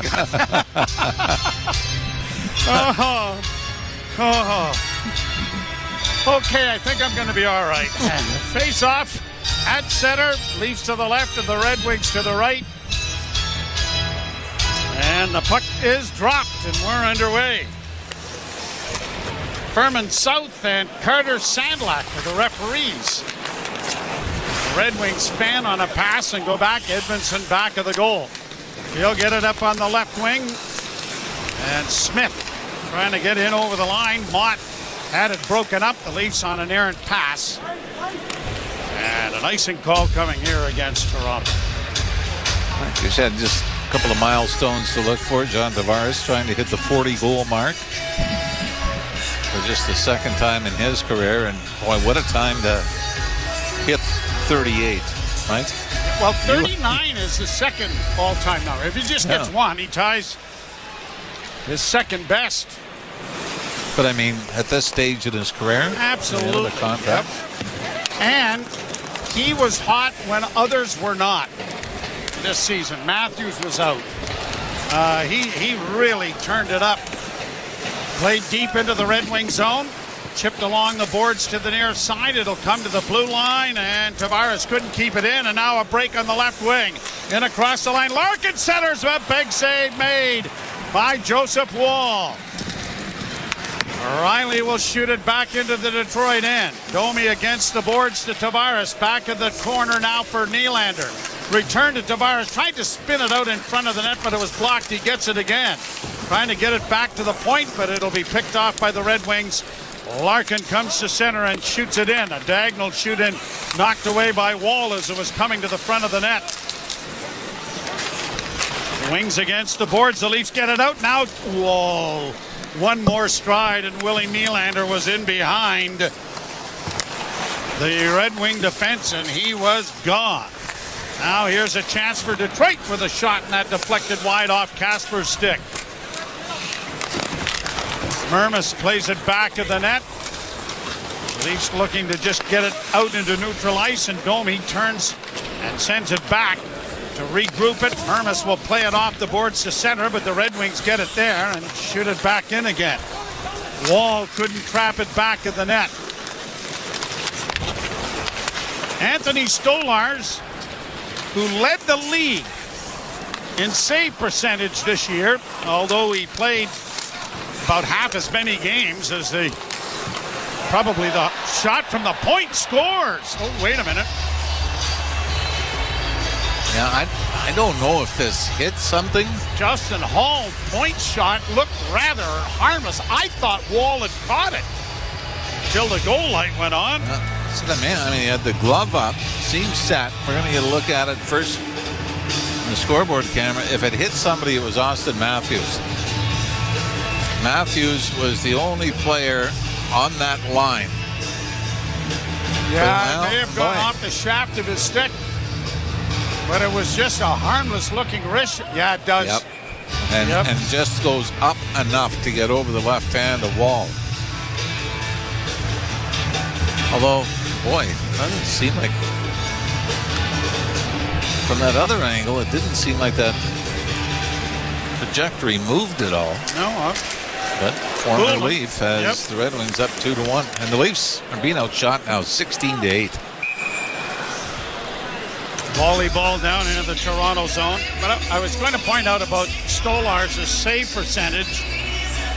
That is at .926. But the one thing that he does, and he does it a lot better than Joseph Wall. Play the puck. Play the puck behind the net. He is very adroit at playing it away from the forecheck and giving his defenseman ample opportunity to move the disc. Here's Myers getting it in and shooting it in around the boards. And a lot of times, Joe, it's playing it less, where it's just a little touch. It's not getting caught flat-footed or trying to do anything spectacular. It's where you're going to steer it 3 feet one way or the other for your defenseman to pick it up. And he reads the forecheck so well. Yeah, and he is very good at stopping the puck behind the net on shoot-ins. Yep. Long lead pass looking for Robertson, didn't connect. Sherratt back in his own zone, and the Red Wings will get it up on the wing and deflect it high into the Toronto zone. Riley going back for it. Round on the boards, flipped there by Myers. Leafs turn it over, and a shot off the glove. Good save made there by Wall off the stick of Tyler Mott. Leafs fail to get it out over the line. Now they kick it to center ice. McMahon couldn't get away. And the Red Wings are back in their own zone. Sherratt. Pass ahead and down into the Toronto end. And everybody that's in attendance here tonight is probably in the same state of mind. Get this one over. Make sure everyone's healthy. Let's get things revved up for the Battle of Ontario that starts on Sunday. Laid down into the Red Wing zone. Lawton trying to dig it free but couldn't. Hall will play it up on the boards. The Red Wings send a backhand down into the Leaf end, and it will be waved off. Icing denied. The Leafs start out now on the left wing side with Mermis. Got to the red line and shot it into the Detroit end. Talbot will leave it there, and the Red Wings organizing as the Leafs have gotten a change in. The Tavares line is over the boards. Larkin chased by Domi. Larkin goes around back of the net. Ran into traffic there. Puck goes free. Pass intercepted by Tavares, and he starts out with Willie. Nylander takes the pass and gets it into the zone. Tavares around back of the net. Got it to Domi in front of the net for Willie, and Nylander couldn't shoot it. Kept in by Benoit now. Shot from an angle by Tavares went wide, and it'll carry him out at center ice. It would appear that McCabe and Oliver Ekman-Larsson will be back as it deflects down into the Detroit end. And David Kemp could be available as well. Will be as well. And we have a penalty. A holding call is coming here. I think Tavares is the one going to get it. Yeah, he latched on towards Sider, going for the loose puck to the right of the Red Wing goal.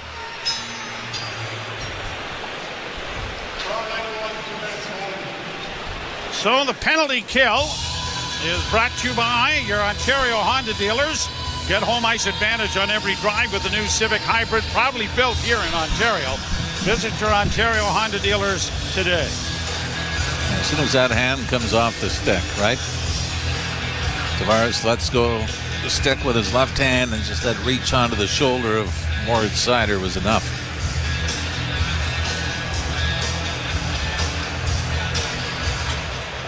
Making his penalty to number 91, John Tavares, 2 minutes for holding. Down the penalty 506. Laid out and down the ice by the Leaf penalty kill. And the Red Wings will start out with it. Carried to center on the right wing side. Launched in by Dylan Larkin around the boards to the near side. Played to the line but not out. Kept alive by Detroit. Around the boards to the far side. Casper gets there. Played it back of the net. It's coming around to the near side to Patrick Kane. Kane drops it off. DeBrincat into the slot. Back to DeBrincat, and he scores on a one-timer. And the Red Wings have taken a 3-1 lead. With all the struggles that the Red Wings have had this season, the power play has not been one of You saw there, they work into the one-timer to Brinket in the left wing circle. In this game, the Red Wing power play overall 4th in the NHL.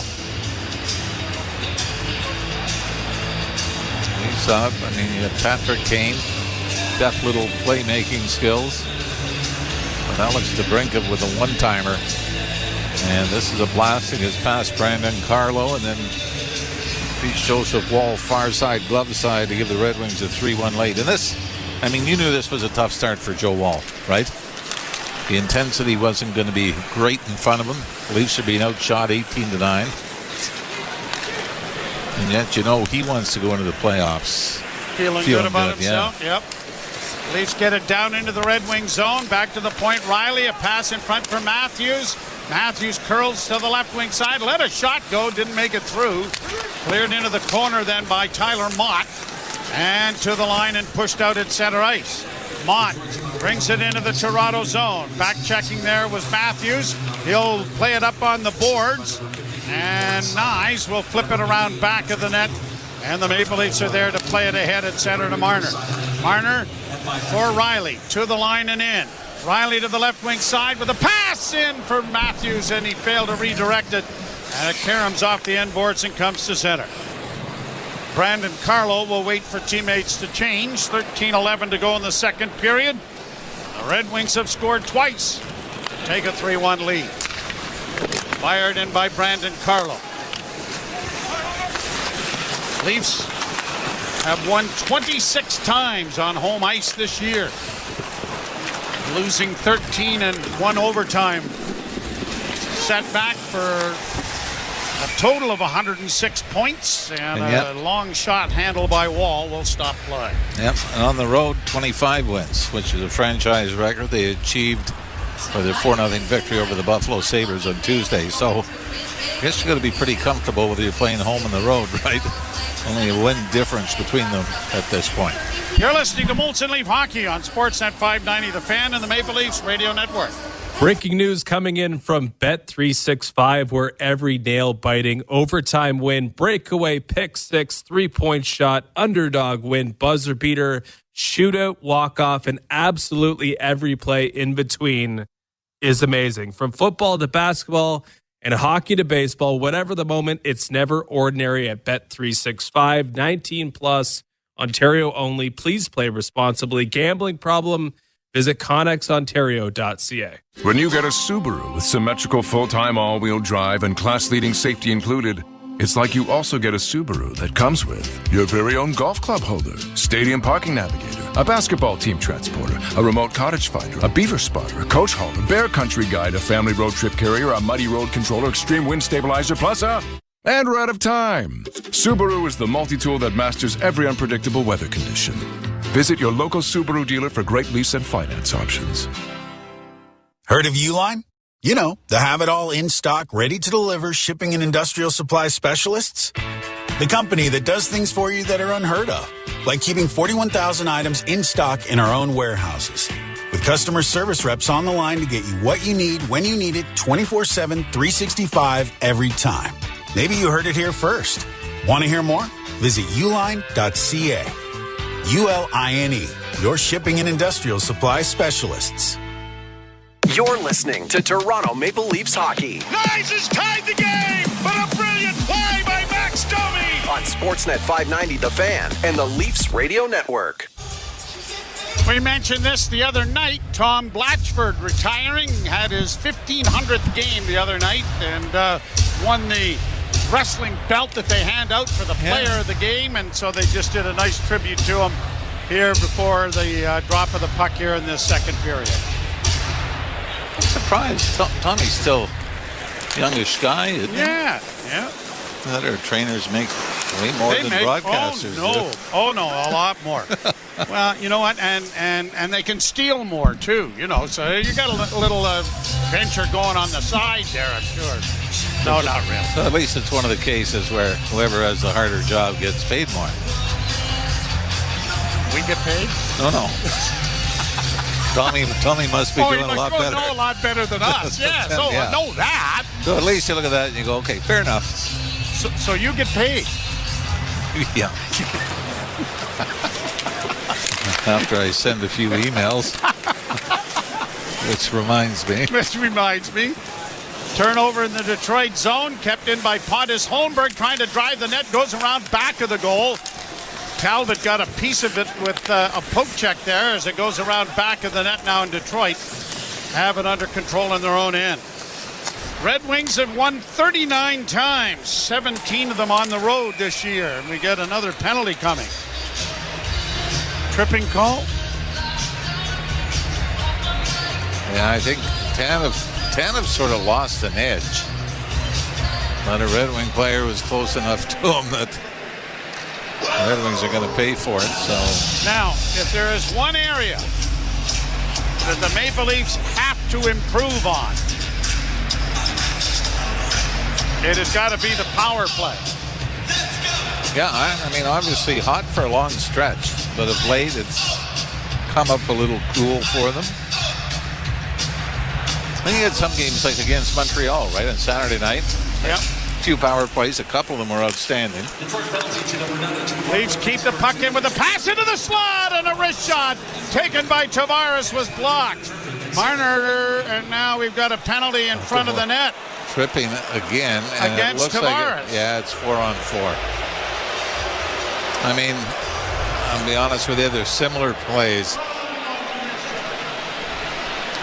Tavares got caught reaching for the puck, so a 10-second power play for the Leafs. I believe it was Tyler Mott that got taken down. But it's a penalty. It's very similar to the penalty taken against Chris Tanev a little earlier. Well, 10 seconds earlier. So that will negate that. And there goes your power play stat right out the window. Yeah. Shouldn't it be percentage of the actual time? Goals per 2 minutes. Yes. Yeah, I agree with that.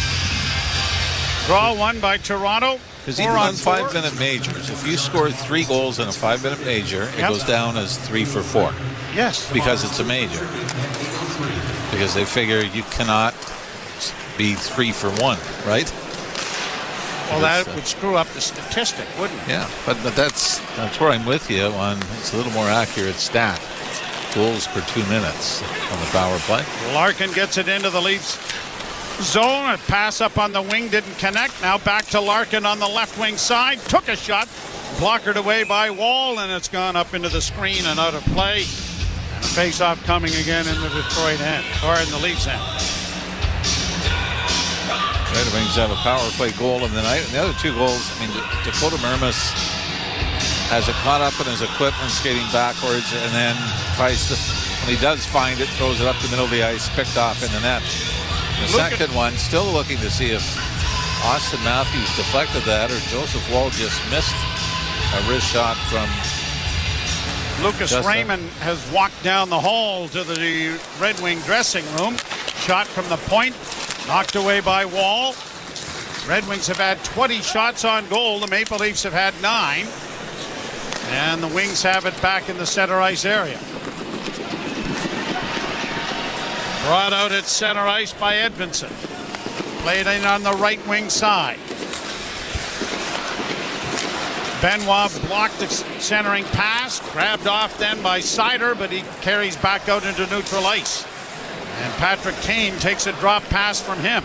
Now Kane working in on the left wing. They work it down into the corner. 34 seconds left in the 4-on-4. Red Wings will get an abbreviated power play then. Centering pass. Comper couldn't get a shot. Kane has it back of the net. Kane with plenty of time. Another shot from an angle by Seider, deflected wide, and it is going to carry him all the way out at center ice. Kind of thought Kane might try the Michigan. Yeah, well, you know, from Detroit. Brought in over the line now by DeBrincat. To the far side, DeBrincat with a shot from an angle. That went wide, and it's going to slide out at center just as the penalty box door opens, and Marco Kasper brings it back in over the Toronto line. Penalty expires. There goes your power play stat. And around back of the net, the Leafs can't come up with it as the Wings keep it in. Tarasenko sends a shot well wide of the Leaf net. Chipped up on the boards, but not out. Tavares back onto the ice, gets it into the corner. And the Red Wings will miss it as a long pass intended there for Bobby McMahon was played back down into the Toronto zone. Tanev starts back up ice for the Maple Leafs. Played into the corner. Sharp angle try by Nylander didn't work. And it's back out at center ice. And the pass comes up on the wing. McMahon trying to chip it in over the line. Does. A spinning move by Robertson. And he one-handed it in front of the net. But Pontus Holmberg hadn't got there in time. Leafs are changing. Wings have it back in their own end with 9:02 to play in the second period. 3-1 Detroit. Laid off the boards, cut off by Mott. Mott tries to center. Leafs come up with it. Lawton with a pass to Morgan Riley. And Riley flips in and goes to the bench. Around the boards in the Detroit zone. Mott starts out. Tyler Mott to the red line. Backhanded it just into Toronto territory. Leafs regroup the puck, and now Carlo starting out of his own zone. Pass deflects to the line, but not in. The wings on the near side. Brought in over the line by Detroit. Far side for Larkin. Played wide of the net. Played back to the point. Kept in at the left side by Sherratt. He goes D to D. Edmondson curls, makes a play to get into the middle, and then his pass ended up going harmlessly into the corner. Leafs have it there. They'll get it out. And a quick pass brings the Leafs. Lawton with a drive, and that whistles off. Did that catch a bit of the goal post? Because it ended up in the screen. Well, you remember he had the breakaway in Carolina, did the same thing. Hammered it. And hit the post on that one. This one doesn't go either. Got a lot of confidence in his slap shot from about 10 feet out. He watched a lot of Rick Vive, Reggie Leach videos. I think so. You're listening to Molson Leaf Hockey on Sportsnet 590, The Fan, and the Maple Leafs Radio Network. 80s neon blossoms are in full bloom on the SiriusXM app, featuring feel-good hits from icons like Cyndi Lauper, Whitney Houston, and Michael Jackson. To the timeless, breezy beats of the B-52s, Blondie, and more. This exclusive 80s on 8 springtime mix will have you walking on sunshine all season long. Just search Neon Blossoms on the SiriusXM app. In case you missed it on NHL Network Radio. Buchnevich for the deflection.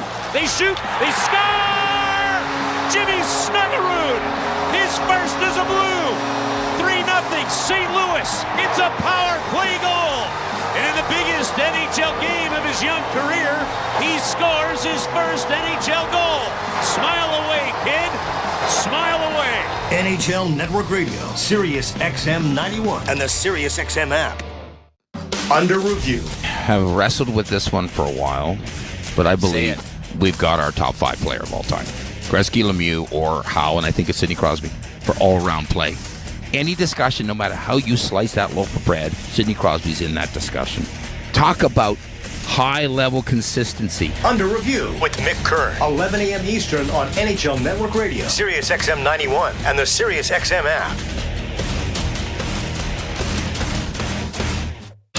The biggest names in the game. Trying to get behind Ristolainen, walks in, put it between his legs, shoots it, score! NHL play-by-play on SiriusXM.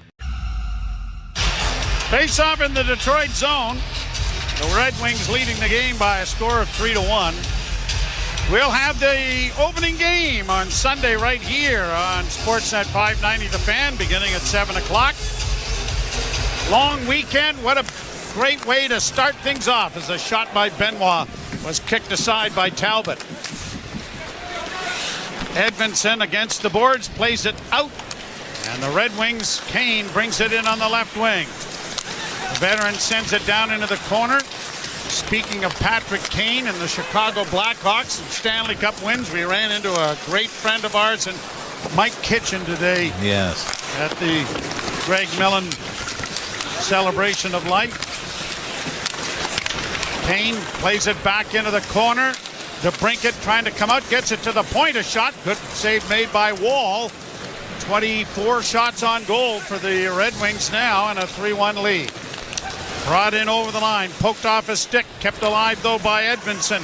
to the near side. A shot taken there by Casper is swallowed up by Wall, and he's going to hold on for a face-off. I wonder, the Red Wings down a man. You saw Lucas Raymond head into Yes, I did. bench. It certainly looks like they're down a man over on that bench. By the way, Lucas Raymond leads the team in scoring coming into this game, 80 points. You know the last time the Red Wings had a player that hit the 80-point mark? You've got to go back to the 2010-11 season. Henrik Zetterberg. Wow. Isn't that amazing? Well, they have got a lot of players who are minus. Lawton with a hit there on Tarasenko, and the Leafs get it out at center ice, and it is shot by Lawton down into the Detroit end. Centering pass didn't work off Riley's stick. Red Wings will send it ahead. Lawton got a burr under his saddle all of a sudden. He's throwing his weight around all over the place. Maybe somebody behind the bench said something. Played off on the right wing side now for Johansson. A shot that went wide of the goal, and it's going to come all the way out at center ice. 6:20 to go in the period. Lawton just had more hits in one shift than been recorded almost in the previous 34 minutes. Marner got it ahead. Crossed the line, Matthews on the wing, and a shot went wide. Matthews got forced into the goaltender, and a penalty is going to come here. To the Red Wings. To the Red Wings, yes. Joey Wall's sprinting to the bench. Matthews comes through center, hits the line. Fed it in on the left wing as it comes back to the point to Carlo over on the far side to Nylander. Nylander holds down into the corner. Trying to come out with it, Nyes, back of the net. Nyes gets tripped. Wow. There could be 2 penalties here. Nope. Well, interference, actually, 2. yeah. There might be 2. The Leafs have had 6 times they've been able to try a 5-on-3. Yeah, no, I think it's only the one, Joy. 2 minutes for interference. Well, then don't do it twice. Yeah, Chris Tanev, you remember he took the back-to-back penalties in the same shift in Carolina on Sunday. Yeah. Well, we'll step aside. The Leafs will go to the power play, but it'll be a one-man advantage. You're listening to Molson Leaf Hockey on Sportsnet 590 The Fan, Maple Leafs Radio Network. The 2025 Honda Civic Hybrid is here, and it may sound too good to be true. With a 2-liter 4-cylinder backed by 2 electric motors, giving a combined 200 horsepower.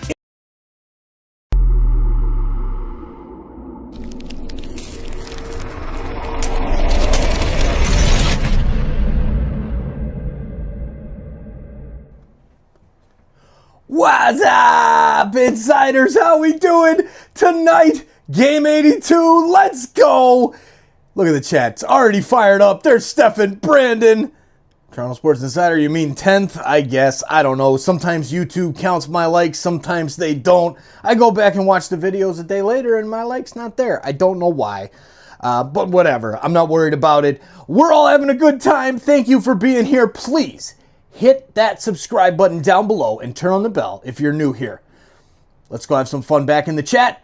We'll see you in the chat and in the Playoff Pulse coming up. Oh yeah, it's going to be a lot of fun.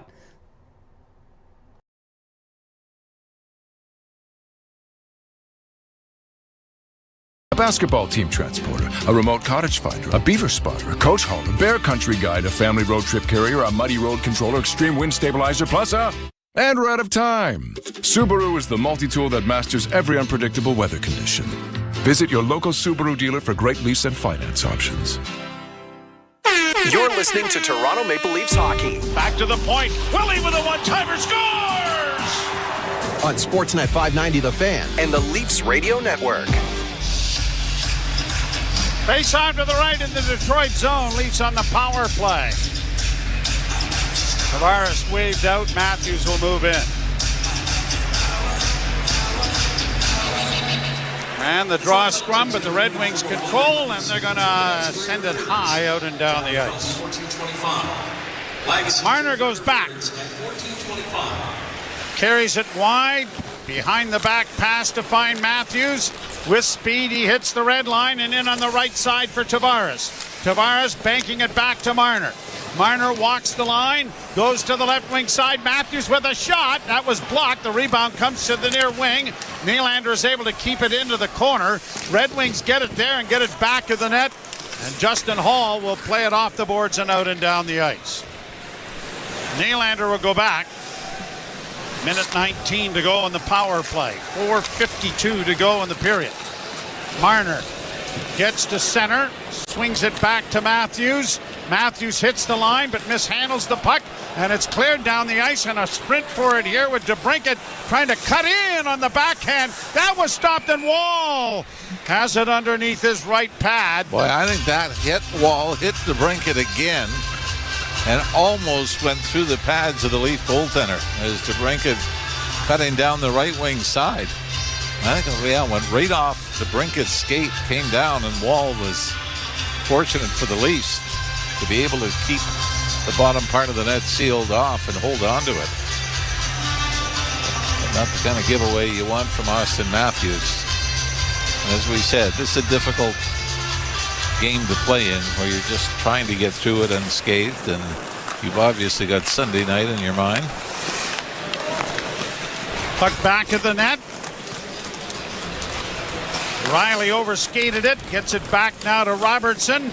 Robertson dropping for Domi. Domi hits the line with a left wing pass on the boards. It'll come back to the blue line, and Pontus Holmberg works it in along the boards for Domi. Back to the point to Riley. Riley to the left wing side. Robertson gives it back to him. Now to Domi, and a one-timer went off a leg and went wide. Robertson back to the blue line, quickly to Domi again. Domi on the near half boards, down into the side of the net, coming out in front Holmberg, and he shot it wide. Robertson to the blue line, fed around the boards, cut off back of the net by the goaltender, played up on the wing, and it's going to be shot down the ice with 8 seconds left to go in the power play. 3:40 to go now in the second period. 3-1 Detroit. Morgan Riley shoots it in. Playing around back of the net. Justin Hall cleared but didn't get it out. Lawton keeps it in for Toronto. Tried to center. That was knocked away by Johansson. And the Red Wings get it out at center and get it in over the line. Tarasenko taken to the boards by Benoit.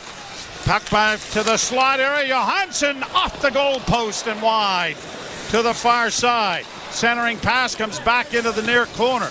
Someone's lost or broken a stick here.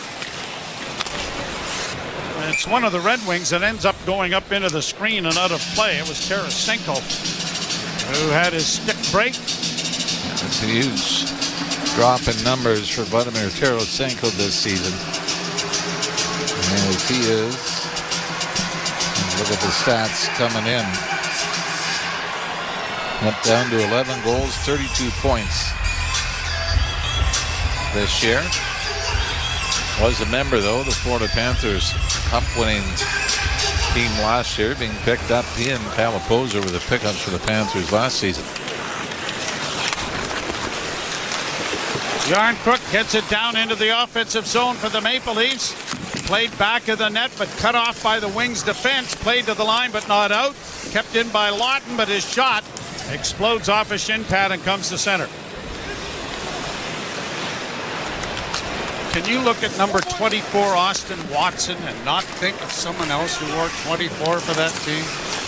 Not Bob Grover. Yes. Oh, yeah. Yes. Not the same player. By No. yeah. But I see that number, and that's the player that comes right to mind right away. Yeah, you don't want to see anyone wearing 19 or 9 from Detroit. No. I don't think I want to see anybody wearing 24 either. Pass at the point. Pad save made off a long shot by Wall. 2 minutes to play in the period. Wings get it into the slot area, but Tavares is there, and his speed goes off a skate and out at center. And Tavares is able to turn it over, and now Domi in across the line. Back passes into the corner, trying to find Tavares, but the Wings are able to break it up, and DeBrincat gets it back in over the line. Carlo, lead pass. Domi missed off a skate. Red Wings have to go back into their own end. Along the boards for Marco Kasper. Kasper lost it. Edmondson tries to retain it, and it's up the middle, and Marco Kasper has it to center. Played in on the right side for Patrick Kane. Kane against the boards loses the puck. And it was McMahon getting it to center, but Robertson couldn't come, or at least Nylander couldn't come up with it. Now it's brought back in offside with 1:08 left to go here in the second period. The Wings with a 3-1 lead over the Toronto Maple Leafs. And everybody said at the beginning of the year, regular season means nothing. Regular season means nothing. Well, I got news for you. If it doesn't mean anything, you got to get in. They had a great deal. They're in. But now they have to do. Now that they're in, they got to make. It means nothing. That's right. Make some hay while the sun shines. Last minute of play in this period. What is your favorite moment of the Battle of Ontario? Wow. Maybe a little-known one was Corey Cross overtime goal. Yeah. And that was in Game 3. That put them up 3-0 in a season that many people thought that the Senators were going to sweep the Leafs in the first round. Leafs get it in over the line to Robertson. Robertson holds. Sent around the boards to the far side. Lorenz gets it back to the blue line to Riley. 20 seconds left in the period. Riley to Carlo. Carlo can't send it to the net. Goes back of the goal for Calle Yarncrook. Yarncrook, a couple of elusive moves to get it back to the point to Riley again. Riley's wrist shot was off a stick and went wide. Lorenz trying to work back in with a point, with a wrist shot that was deflected wide of the wing goal. And there's the horn to end the period. I think my favorite will be the stand that they made. Oh, the Bless You Boys. Right. That very closely second, though, was the Mick Magoo argument with Cujo. The accidental bowling over the official. Yeah, I mean, there were so many. Steve Thomas, an overtime goal against Ottawa. Gary Robertson, triple overtime off of face-off, and Patrick Lalane. Poor Patty Lalane, Joe Nieuwendyke's 2 goals in the first period of Game 7. The one where he reached over with the catching. So there hand. was just and the Bless You Boys game, let's not forget, happened in Game 5 after Daniel Alfredson hit Darcy Tucker from behind. Ottawa scored in the dying seconds to win Game 5. Could have put it away. Yep. And the Leafs battled back without Tucker to be able to win Game 6 and then eventually here home for Game 7. And of course, Darcy's efforts to get after the coach, trying to climb into the Ottawa bench, is also going to be something that will be remembered in this series as well. The guy that went with him eventually was the guy that's now behind the bench in Ottawa, Travis Green. So it should be easier to get at him this time. Well, we'll step aside. Ailish Forfar and Justin Cuthbert coming your way with our second period intermission. Wings 3, the Leafs 1. You're listening to Molson Leaf Hockey on Sportsnet 590, The Fan, and the Maple Leafs Radio Network. The NFL Draft is coming, and the place for the latest information is SiriusXM NFL Radio. This guy's decision-making is impressive. Our experts will tell you what your team needs. They've got to get better around Geno Smith. And which players will make an impact. Cleveland, they might already say the number one's going to be Ward, so we got to be prepared. Who do we like it to the most? SiriusXM NFL Radio gets you ready for the NFL Draft on Channel 88 in the car and on the SiriusXM app. NHL Morning Skate. December 15th, Vancouver Canucks were in the playoffs. And this is when they had that big controversy going on. So they had to do something about it. And they did do something about it. Well, now they're not in the playoffs. You know what? They're not even really close anymore. This is the most absurd season falling apart. The most disappointing team this season of the 32 are the Vancouver Canucks. NHL Morning Skate with Scott Laughlin and Gord Stellick. Weekdays 7 a.m. Eastern on NHL Network Radio, SiriusXM 91, and the SiriusXM app.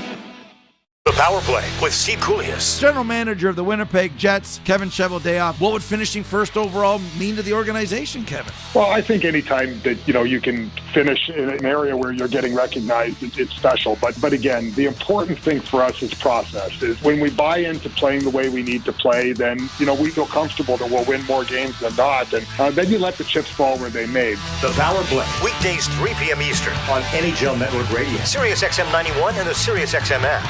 In case you missed it, on NHL Network Radio. Buchnevich for the deflection. They shoot. They score! Jimmy Snuggerud, his first as a Blue. 3-0, St. Louis. It's a power play goal. And in the biggest NHL game of his young career, he scores his first NHL goal. Smile away, kid. Smile away. NHL Network Radio, Sirius XM 91, and the Sirius XM app. Under review. Have wrestled with this one for a while, but I believe we've got our top 5 player of all time. Gretzky, Lemieux, or Howe, and I think it's Sidney Crosby for all-around play. Any discussion, no matter how you slice that loaf of bread, Sidney Crosby's in that discussion. Talk about high-level consistency. Under review with Mick Kern, 11 a.m. Eastern on NHL Network Radio, Sirius XM 91, and the Sirius XM app. We deliver the NHL. And I just wonder, Berkey, what your thoughts are on the Capitals. They are Exhibit A as to why a retool can work. Yes, but it's early. Haven't had a playoff run yet. A lot of people taking bows right now that shouldn't be. I really like this coach. I think Chris Patrick, the GM, has done a real nice job. It is a retool, right? And the goaltending's been spectacular, but let's see. Don't pick out a parade route yet, boys. Sirius XM, NHL Network Radio, Sirius XM 91. Hey, Jim Rome here. What's cracking? Hi. Hope you're enjoying the game. And when you're not taking in a game, find us on Sirius Channel 161, XM Channel 206. In fact, we'll be there every weekday afternoon, 3 p.m. to 6 p.m. Eastern Time. If you've got something you want to break down from this game, you know where to find us. Just make sure you have a take and don't suck. Step your game up. That has never changed. In fact, the show has never changed. We're just back home. And it's great to be there. Sirius 161, XM 206. See you there. The best hockey lives here. Burns gets it back. Stick handles to the backhand. Moves in front. Score! NHL play-by-play on Sirius XM. Leafs Radio Network.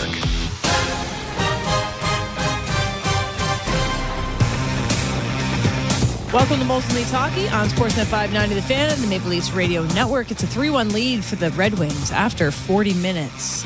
That one got away from the Leafs a little bit. My in-season cup dreams are disappearing They're fast. hanging on by a thread here. They sure are. Just like the Maple Leafs in this game. Disappointing second period, It was I a little suppose, in disappointing. the relative context of Game 82 when nothing's on the line. But who can stand in the way of a revenge game from one Justin Hall? Man, that guy, he's dialed. He is. Goal and assist tonight. His second goal of the year, of course, it comes tonight. Yeah, and Justin Hall's story, I guess, with the Maple Leafs was, reasonably reliable regular season guy. Maybe fell apart a little bit in the postseason. So maybe we shouldn't be overly surprised that this success is coming in a meaningless game as a member of the Detroit Red Wings. But I just looked at the career splits for Hall, see if he normally torments the Maple Leafs.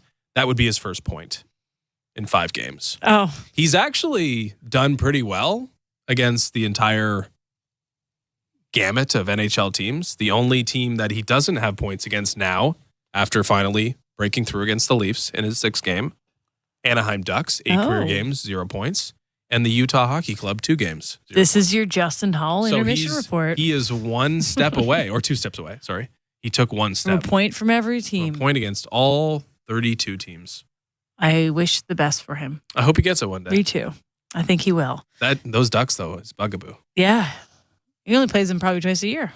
Once a year. Twice a year. Not enough. Twice. He better deliver in those games. Okay, it's 3-1 after 40 minutes. The Leafs had a couple power play opportunities. Didn't create too much in that one. It was a bit of a sleepy one. We talked about it in the first intermission. I think both teams are looking ahead to, different outcomes after this game. But Leafs obviously looking towards, Sunday against the Ottawa Senators, round 1 of the playoffs. The Red Wings looking forward to 1-2-3 Cancun.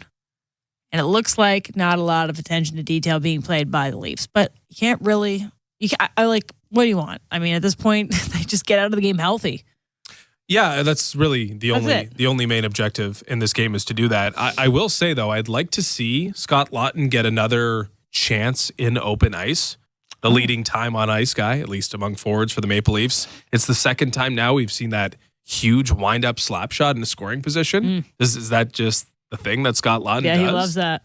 Is the book out this early? That's anyway, such a I want to see him wire one of these up. Because even if you know it's coming, there's nothing you can do about it. No, and things flying by Is your he head. hitting the net? Is he hitting his target He with the loves shot? a bar down. He's 0 for 2, but he's flirting with those posts at least. I love it. Okay, let's. We talked about reasons for optimism in the first intermission. We will shift to reasons for pessimism. Please refer back to my reasons for optimism. I am optimistic, but we must provide you a reason for pessimism to remain level-headed. I really had to twist your arm here to because remain normally level-headed. You don't do this sort of thing. No, but it's all right. I'll let you go first. Okay, I teased it. Yeah, and it was to beat the Sens. Yes, I teased it. Anthony Stolarz has been unbelievably positive for the Maple Leafs this year. He'll be the number one goaltender for the Maple Leafs in the playoffs, barring that he slips on a banana peel or something in the next couple days. Whoa! But Anthony Stolarz, what do you have to do in the playoffs? You got to play every other day. Every other day is something that Stolarz has done only 6 times this year. Normally, so he's played in 33 games. If you take out 6, that's 27. So 27 of his 33 starts have been on more than 1 day of rest. And now all of a sudden he's got this increased workload. What does that look like? Is he a goaltender that needs a couple days off between games? I don't know, but we're soon going to find out if he can go every other day with the exception of, I believe, games 3 to 4. He'll have that luxury. Yeah. Yeah, it is. Yes. It's Sunday, Tuesday, Thursday, Saturday. And then Tuesday, Thursday, Saturday again. So he's done it 6 times this season. He'll have to do it technically if he's going to play and start every game and it goes to game 7, 6 times in this series, potentially against the Ottawa Senators. I don't really know.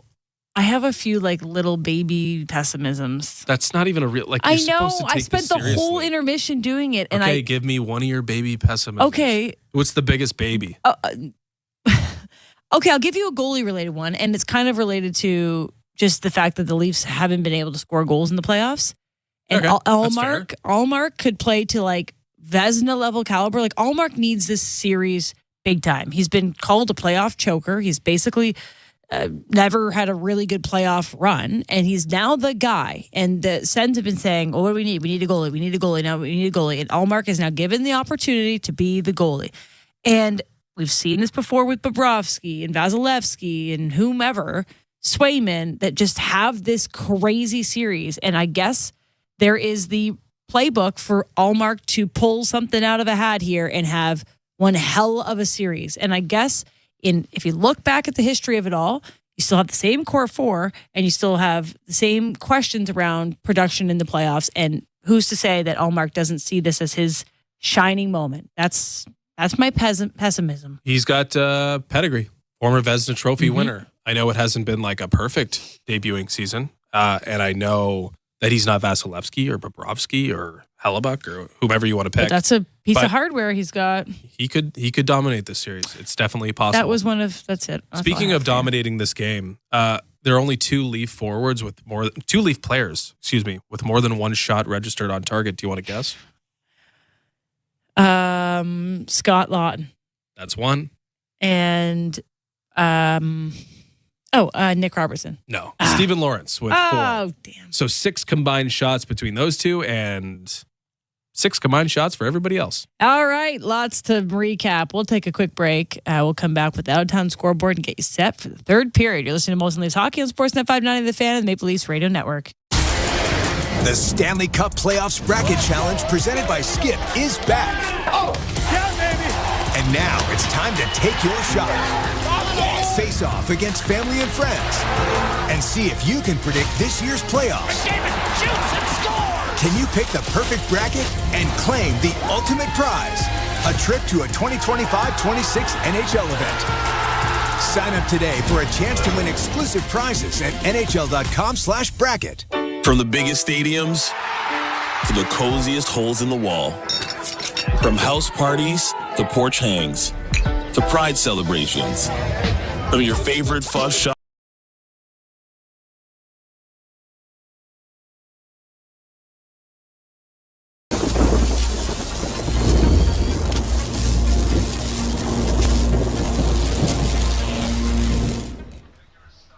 What's up, hockey fans, Maple Leafs fans from all over the world? Game 82, it's here. Thank you for hanging out with us tonight, our buds against the Detroit Red Wings.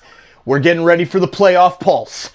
Look at these awesome graphics. I can't wait until Sunday when our buds start it up. Boom, we got the round one schedule right here. Who's ready to go? Who's ready to start chatting it up and cheering on our buds while making a difference for SickKids Hospital in Toronto through our playoff pulse? We really appreciate you hanging out with us and chatting it up. Cheers to all of you. Thank you so much for making this community what it is. Don't forget, hit that like button down below. Share this out to your friends. Get it out on social media, especially with this playoff pulse stuff. We're going to be really cheering loud in the chat for our Maple Leafs in the first round of the playoffs. Let's get to the hockey. Go Leafs go! If you're new, please subscribe and turn on that bell. And go Leafs go! Let's get the chat started. We'll see you back in there. Supply Specialists? The company that does things for you that are unheard of, like keeping 41,000 items in stock in our own warehouses. With customer service reps on the line to get you what you need, when you need it, 24/7, 365, every time. Maybe you heard it here first. Want to hear more? Visit uline.ca. ULINE, your shipping and industrial supply specialists. Guess who just bundled their home and auto with Desjardins Insurance? Well, look at you, all grown up and saving money. Yes, I am. Mom told you to do it, didn't she? Yes, she did. Get insurance that's really big on care. Switch and you could save up to 35% on home insurance when you bundle home and auto. Desjardins Insurance, here for your home, auto, life, and business needs. Certain conditions apply. You're listening to Toronto Maple Leafs hockey. Domi in front for Tavares. He scores! On Sportsnet 590 The Fan and the Leafs Radio Network.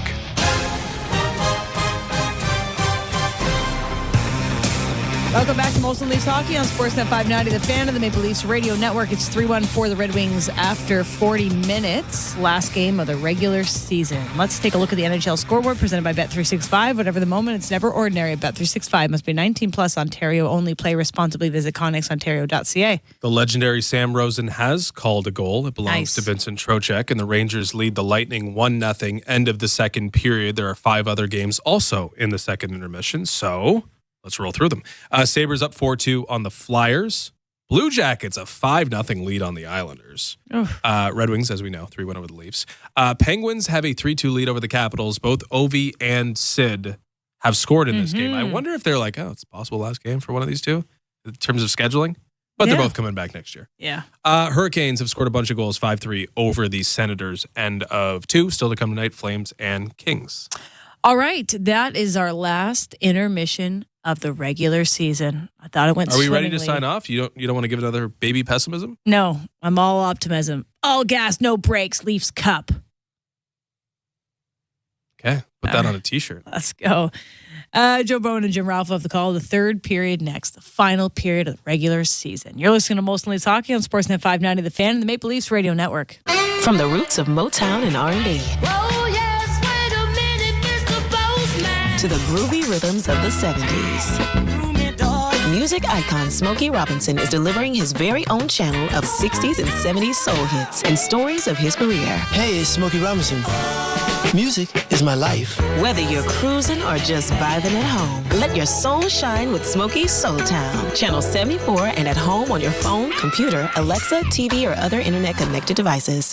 NHL Morning Skate. December 15th, Vancouver Canucks were in the playoffs. And this is when they had that big controversy going on. So they had to do something about it. And they did do something about it. Well, now they're not in the playoffs. You know what? They're not even really close anymore. This is the most absurd season falling apart. The most disappointing team this season of the 32 are the Vancouver Canucks. NHL Morning Skate with Scott Laughlin and Gord Stiller. Weekdays 7 a.m. Eastern on NHL Network Radio, Sirius XM 91, and the Sirius XM app. The Power Play with Steve Koulias. General manager of the Winnipeg Jets, Kevin Cheveldayoff. What would finishing first overall mean to the organization, Kevin? Well, I think anytime that, you can finish in an area where you're getting recognized, it's special. But again, the important thing for us is process. Is when we buy into playing the way we need to play, then, we feel comfortable that we'll win more games than not. And then you let the chips fall where they may. The Power Play, weekdays 3 p.m. Eastern on NHL Network Radio, Sirius XM 91 and the Sirius XM app. It's soccer's most thrilling league. Only the Premier League can make you feel like this. And now every match is on the Sirius XM app. Can you believe it? From the title race. This is remarkable. Keeps this title charge on track, surely. To the relegation fight. The impossible may still be possible. Hear every English Premier League match on Sirius XM FC 157 and the Sirius XM app. Just search for your favorite club. Hockey lives here. Suzuki sweeps it. There's a chance. Rebound, Caulfield shoots and scores. NHL play-by-play on Sirius XM. Leafs Radio Network.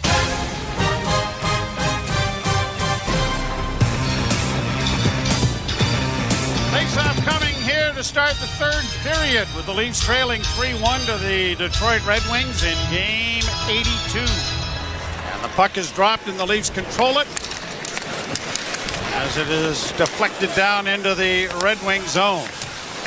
Lawton into the forecheck as it goes back of the net for Seider. He'll punch it around the boards, and on the fresh ice it's going to go the length of the rink and bring it back. Austin Mackey back at the station. Andrew is here, and so is Armin.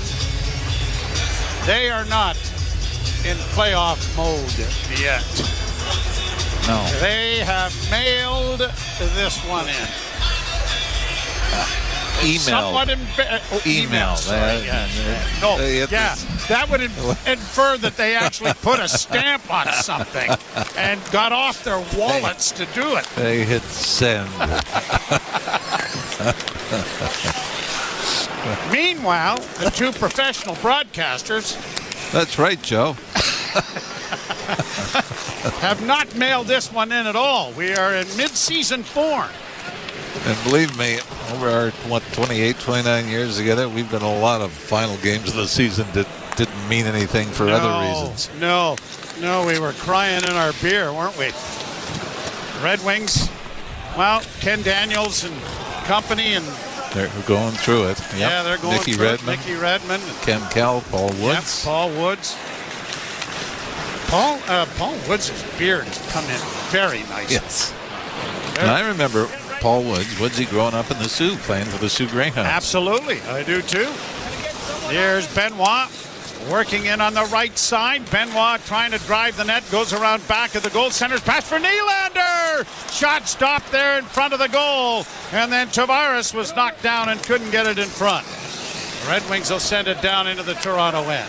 Sure, Tavares is saying, wait a minute, I get two just like that. 2 penalties. Yes. Nothing called for. Red Wings Kane on the left wing side to the right wing side for DeBrincat. He fanned on it. And Nylander will get it to the defense. Banked around the boards for Chris Tanev. Tanev gets it out. Domi goes to Benoit. Benoit playing it back to Tanev. And you think about how hot the Maple Leafs have been down the stretch in the battle to win the Atlantic Division without Jake McCabe, without Oliver Ekman-Larsson, and how well, as a long shot is deflecting up into the screen, and how well Benoit, Myers, even Mermis coming in and playing really, really solid defense. Carlo and Riley tandem together, and how much that has improved Morgan Riley's game. Yeah, and how much it helps the goaltenders become a factor. Fortunately for Joseph Hall, now there is no way the opening round against Ottawa is going to be easy. The Senators are young. A lot of them are playing their first NHL playoff games, but they're going to come out with all kinds of energy. And so you have to hope that the failures of the Leafs past, they use that experience as a learning tool rather than oh no, it's going to happen again, right? How much effect do you think it has that it's not Boston, it's not Florida? Well, I mean, again, like anything else, we're going to see, right? Yep. And the bottom line is, if you can get through Ottawa, you're going to get Florida, or you're going to get the Tampa Bay Lightning. Yep. Puck gone into the Detroit bench.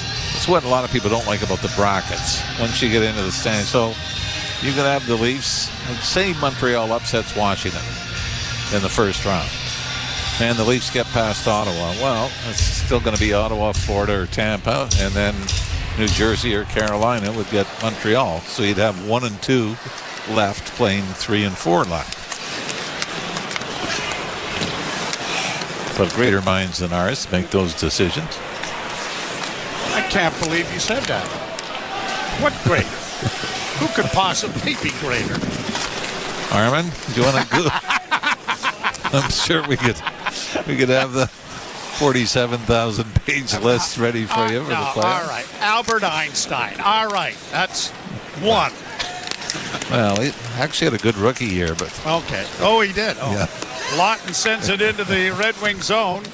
People are sitting there. Isn't there a hockey game these guys should be talking about? Played to the point, kept in there by Mermis. He tried to get it into the corner and does. It comes back to the point. Lawton filling in there. Far side for nice play by Myers. He works in and scores!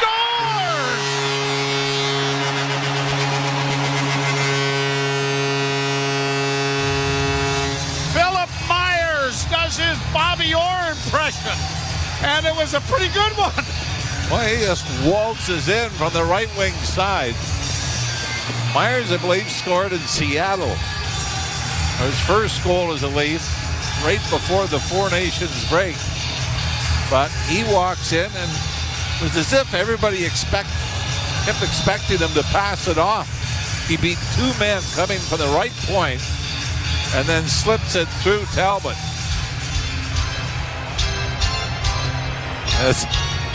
It just kept delaying, and everybody kept going, he's got to get rid of it. He's got to get rid of it. He's looking for somebody. He's looking for somebody. There were a couple of Zorro plays from the Red Wing defenders where it's just kind of throw the stick out, trying to make the stick check. And Philip Myers went right through them to the net. Okay, and the analogy was Zorro. Oh, yeah, remember Zorro had the sword? I remember Zorro. Yeah. No. That's what it looked like. They were giving it the... I see. I got that. Yeah, all right. Love Zorro. Greater minds than yours would have got that. Lead pass at center to Robertson. Robertson in on the far boards, gets it into the slot. Benoit trying to duplicate, and the shot was stopped by Cam Talbot. These high-scoring defense jumping into it here. I believe, by the way, Brian Kilray, when I played for him in junior, used to criticize defensemen for looking like Zorro. Oh. Not hitting anybody, just waving your stick at him. Waving the stick at him. All right. I thought it might have been Sergeant Garcia. Who's that? He was the guy that was always chasing Zorro. Oh. Sergeant Garcia. I'm more of a front-runner type of guy. Brought in by the Red Wings, left wing side. And it's deflected, and the Leafs have it now. Marner starting out of his own end. Marner through center. Nifty little move to get in over the line. Pulls up, gets it off to Matthews. Matthews couldn't get around one defender, and the Red Wings flip it out into the Toronto zone. People are sitting back there. Is that still on TV? Well, I got news for you. It was in black and white.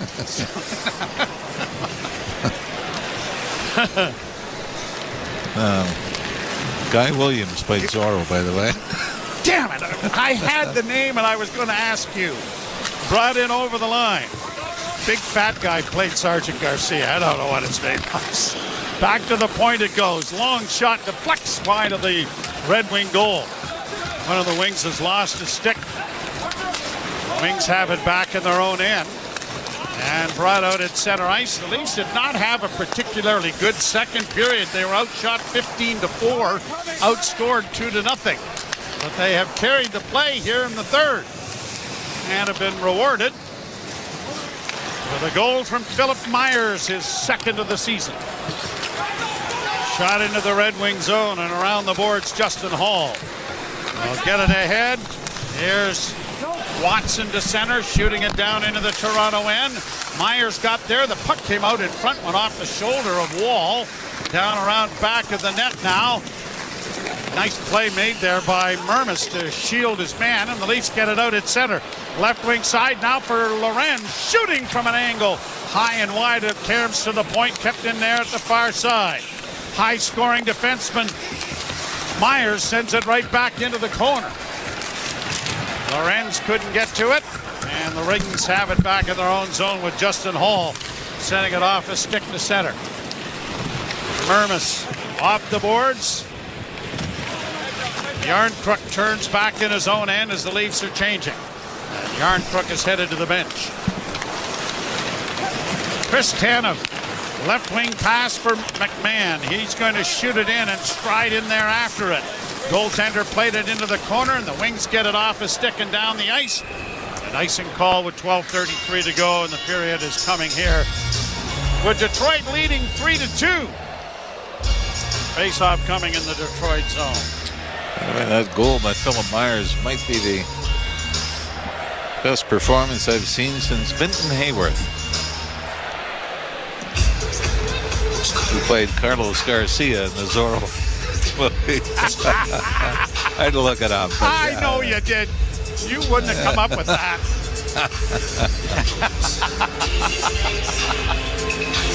I notice you're not paying an awful lot of attention to the game. You're spending time looking up researching names, stuff. Researching stuff, yeah. I spend a lot of every game researching everything you've said. Wings get it into the Leaf zone. A quick pass for Pontus Holmberg, and then he tried to find Robertson. Linesman said he didn't touch it, and that will bring back an icing into the Toronto zone. 12:15 to play in the third period. I know there was a lot of talk about a few weeks ago that you've got to renew the Battle of Ontario, but the Battle of Florida as well. Last year you saw Tampa and Florida in the first round, and the Panthers took 5. There are some great stories to every series except one. Montreal, Carolina, and New Jersey. Here's a loose puck down into the zone, and a shot from an angle as stopped there by goaltender Talbot. It's not the sexiest of series. No, it's just not. Red Wings trying to come out in front of the net. Good play there by Mermis to break it up. And it's off the boards now, and the Leafs get it out at center with Bobby McMahon getting to the red line and shooting it in. Change is coming for Toronto. When you Matthews look at line coming over the boards. See, look at Winnipeg and St. Louis. You've got Biddington against Hellebuyck. You faced off against each other in the final game of the Four Nations tournament.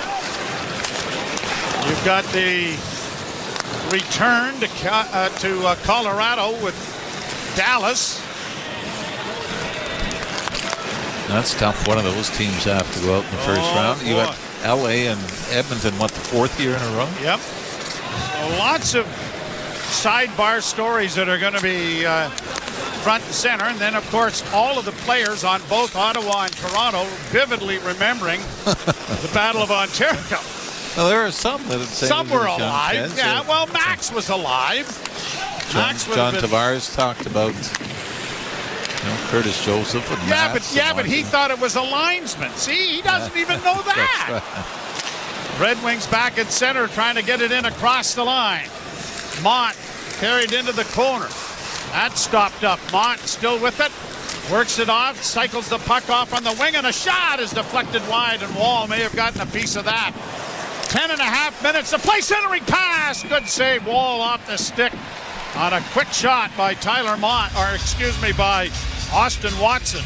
It's gloved by Wall to hold and bring a face-off in the Toronto zone. 10:28 to play, third period. 3-2 Detroit. You're listening to Molson Leaf Hockey on Sportsnet 590 The Fan and the Maple Leafs Radio Network. Hello! Hello, it's me, Katie Nolan, host of Casuals on the SiriusXM Podcast Network. It's a podcast for people who like sports a normal amount. Every Tuesday and Thursday, I'm joined by some of the biggest names in sports and entertainment to break down our favorite news stories from the sports world and beyond. It really doesn't matter what level of sports fandom or knowledge you have, just bring what you've got. We're all here to have fun and learn together. No judgments. You can find Casuals on the SiriusXM app, Pandora, or wherever you get your podcasts. And don't forget to follow the show so you never miss an episode. Love you. Mean it.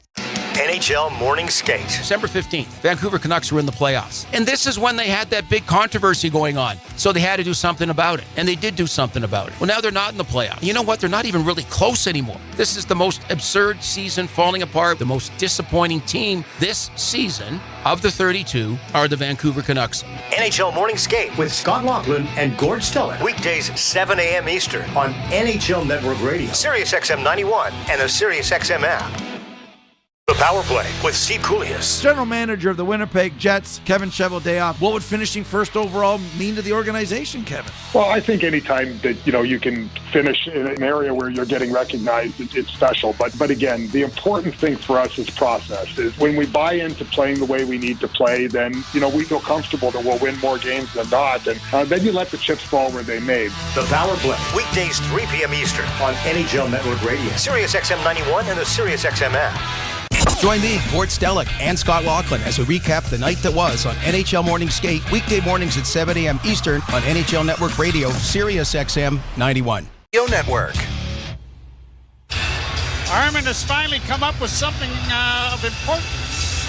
Attendance? Brady Tkachuk has left the game in Ottawa. Not on the bench in the third period. And that probably may mean nothing. It may mean re-aggravation of an injury that has kept him out of action. Maybe it's just precautionary, but we don't know. And as the shot goes wide of the lead goal, you better be ready for absolutely no information on any kind of injury, one way or the other. As off a stick, it goes down into the Detroit end. Upper body and lower body was started by Pat Quinn after Steve Thomas had his injury published in a local newspaper.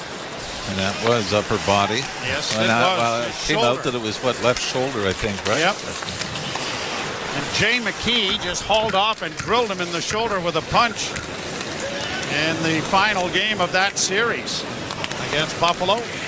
Puck in the Toronto zone. Domi trying to skate it out and does down the right wing. Domi goes wide, taken gingerly to the boards on the far side by Sherrod.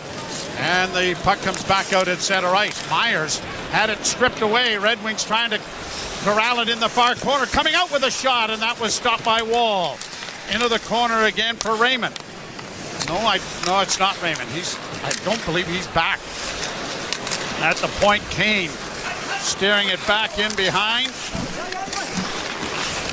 Actually, it is Raymond. Yep. No, it's not. No, I'm sorry. It's Alex DeBrincat who was after it in the corner. Played out at center. Thrown ahead, but out. Centering pass in front from Nylander.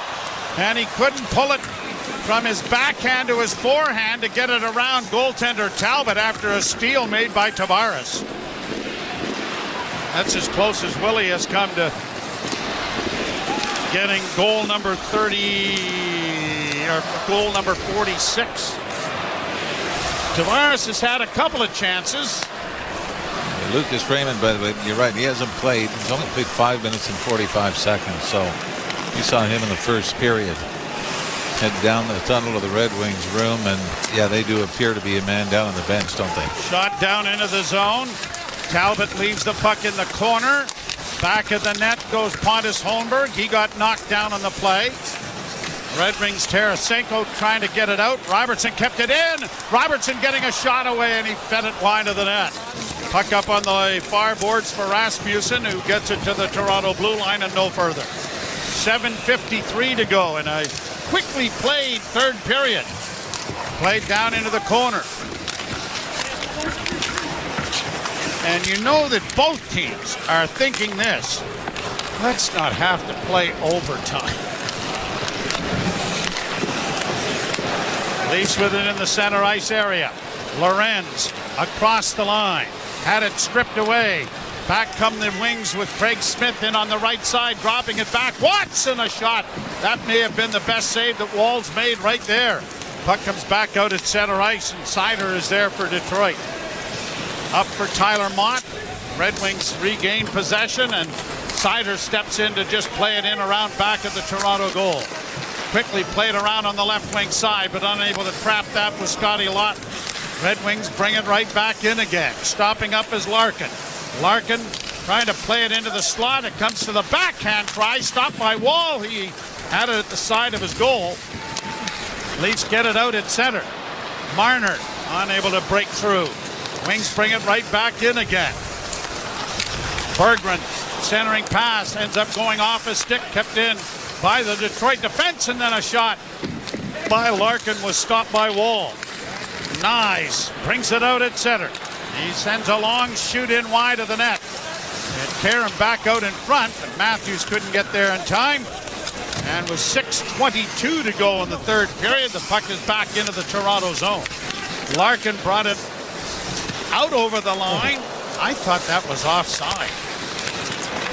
Now here's Kane getting it back to the point. Hall keeps it in. Kane works back to the pass off a stick. Marner steals. Looked for Matthews, trying to play it ahead. It came out over the line, and Nyes will just regroup it as he goes to the bench to get a change of players.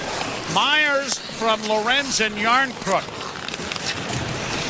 is the last scoring play that has the Leafs back to within one. 5:40 to play in the third period. Shot into the Detroit zone. Red Wings start out with it. Seider for Kane. Broken up. Back for Domi. Domi with a man to beat, but didn't have enough momentum to get around him. Leafs back in their own zone.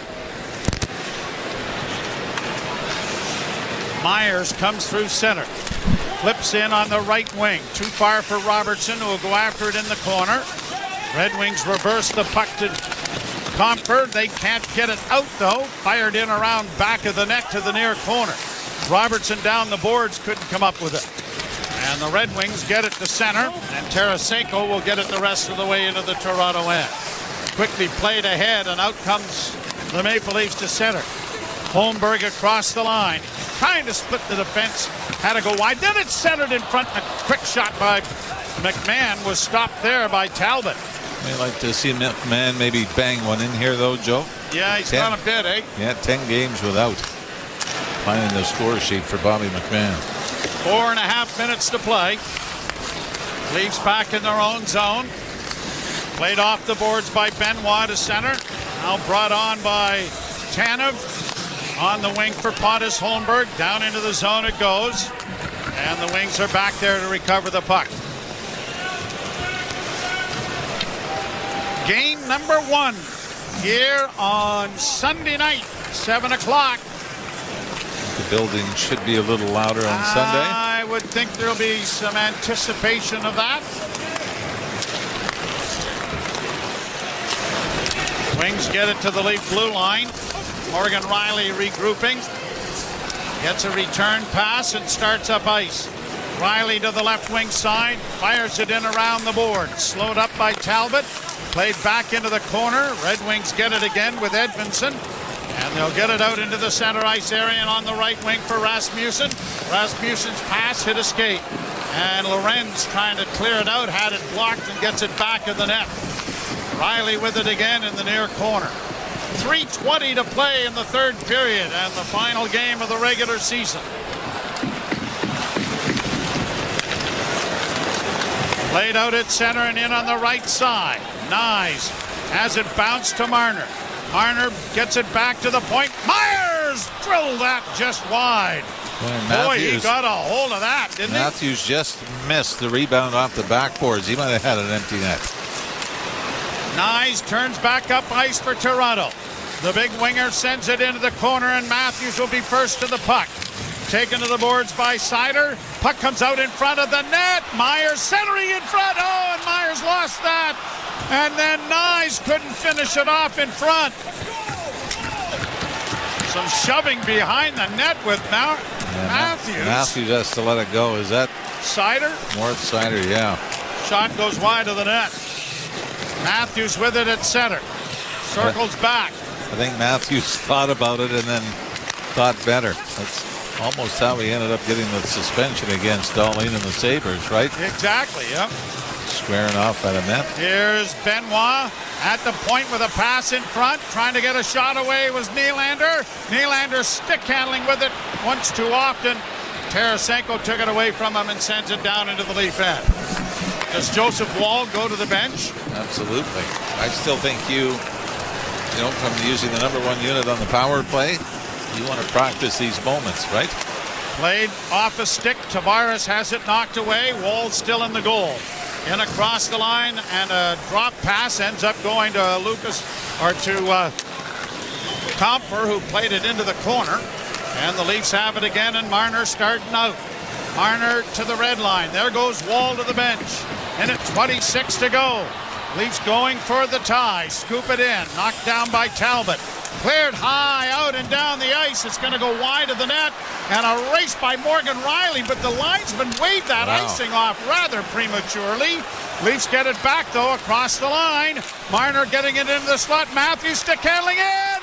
Right in a goal. And it was knocked away. Backhand try by Tavares went wide.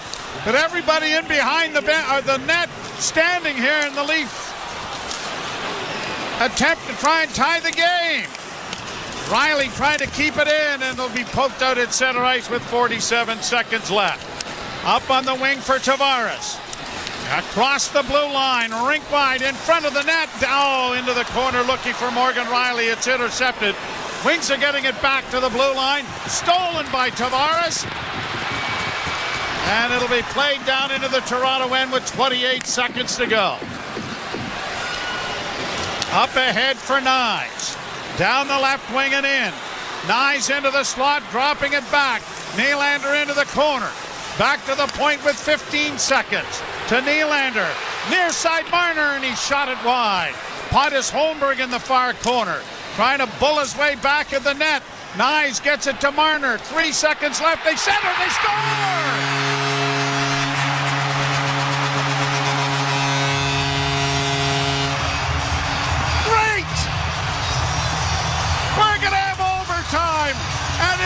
Chris Tanev, high-scoring defenseman who ties the game. 1.8 seconds left on the clock.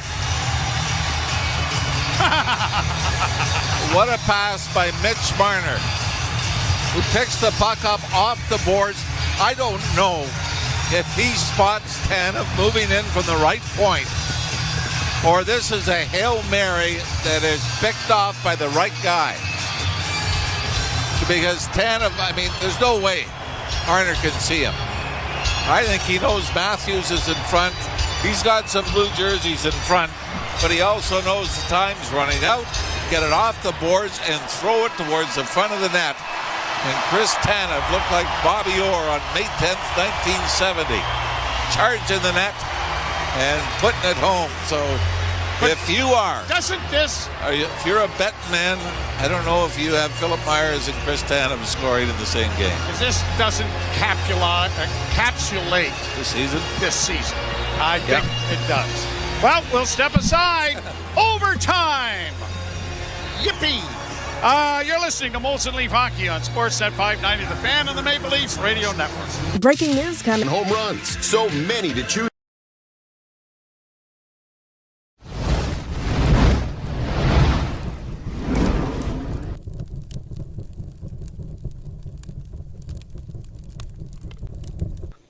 So happy that you're here hanging out with us tonight. Please do all of the normal YouTube business. Hit the like button. Hit the subscribe button if you just found us. Share this link out. Let's build a bigger community than we already have as we approach 100,000 subscribers. Thanks so much. We'll see you back in the chat. Now let's get the chant started. Go Leafs, go! Go Leafs, go! Go Leafs, go! Visit your Ontario Honda dealer and test drive yours today. Guess who just bundled their home and auto with Desjardins Insurance? Well, look at you, all grown up and saving money. Yes, I am. Mom told you to do it, didn't she? Yes, she did. Get insurance that's really big on care. Switch and you could save up to 35% on home insurance when you bundle home and auto. Desjardins Insurance. Here for your home, auto, life, and business needs. Certain conditions apply.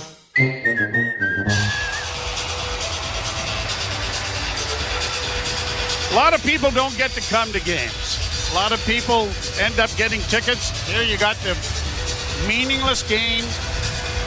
But that end of the building, in behind the Detroit goal, was on its feet for the last 2.5 minutes when the Leafs had pulled goaltender Joseph Wall. And sometimes, I mean, we get guilty of having the privilege of being at all the home games and being able to watch live. You take for granted, but you're a Sudbury kid, I'm a Sioux kid, and to be here on a nightly basis is a pretty cool thing. But like you said, for Overtime, people that underway, the Red Wings moving right to left, go back into their own zone, and Edmondson is there. Edmondson, and you can hear the crowd into it. Brought on at center ice by the Red Wings and in with a shot that's going high off the glass into the near corner. Stumbling there was Casper, and it is Nyes in around back of the net. Holmberg has gone to the bench. Leafs replace him with Scotty Lawton. And so with all of the high scoring being done by Myers and Tanev, why not have some fourth liners out there to win the game? Here's Nyes in against the end boards, gets it into the slot. Oh, and a one-timer there, and a rebound, scores! Scotty Lawton wins the game in overtime!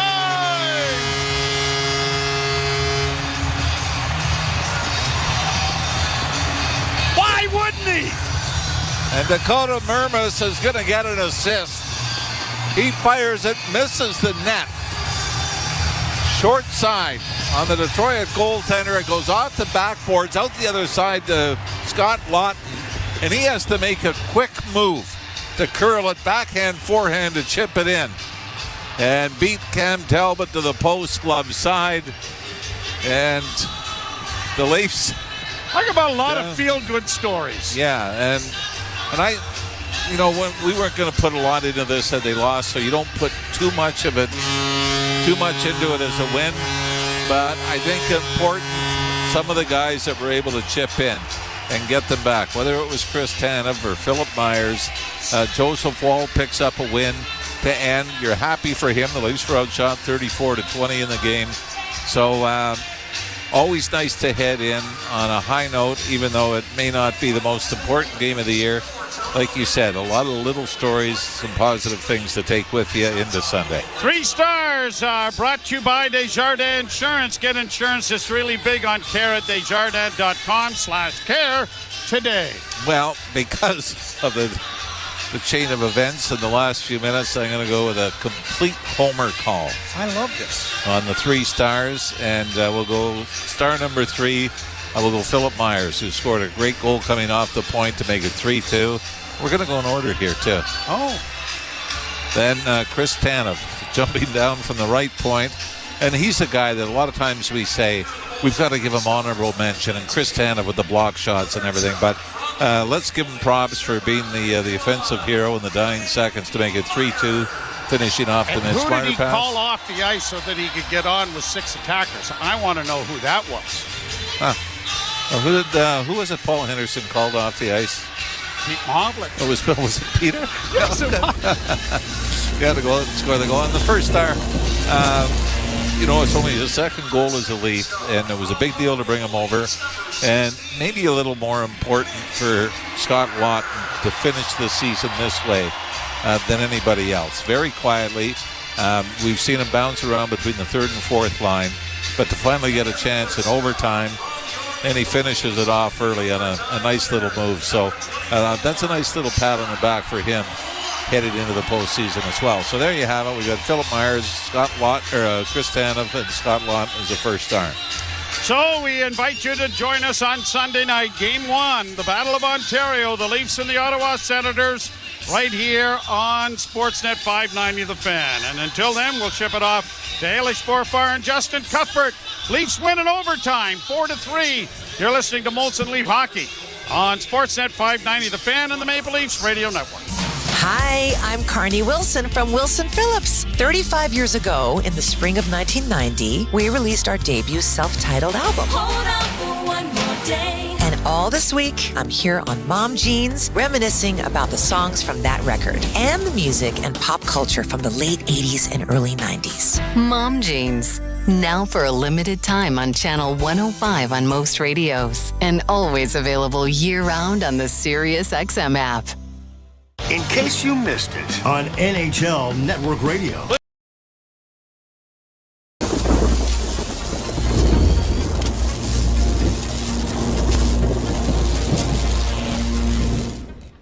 And that's it, ladies and gentlemen, boys and girls. The season is officially over. The Maple Leafs have played 82 games, and now the focus is nothing but the Stanley Cup playoffs. It's 2025. We're doing it again. And I just have to say thank you for hanging out with us.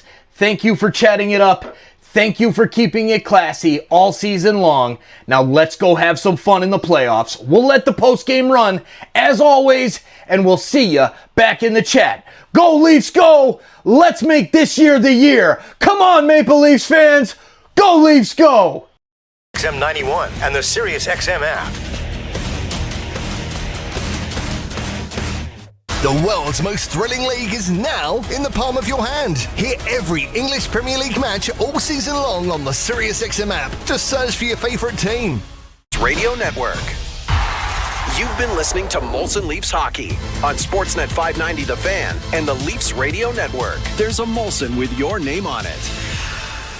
Hello, it's me, Katie Nolan, host of Casuals on the SiriusXM Podcast Network. It's a podcast for people who like sports a normal amount. Every Tuesday and Thursday, I'm joined by some of the biggest names in sports and entertainment to break down our favorite news stories from the sports world and beyond. It really doesn't matter what level of sports fandom or knowledge you have, just bring what you've got. We're all here to have fun and learn together. No judgments. You can find Casuals on the SiriusXM app, Pandora, or wherever you get your podcasts. And don't forget to follow the show so you never miss an episode. Love you. Mean it.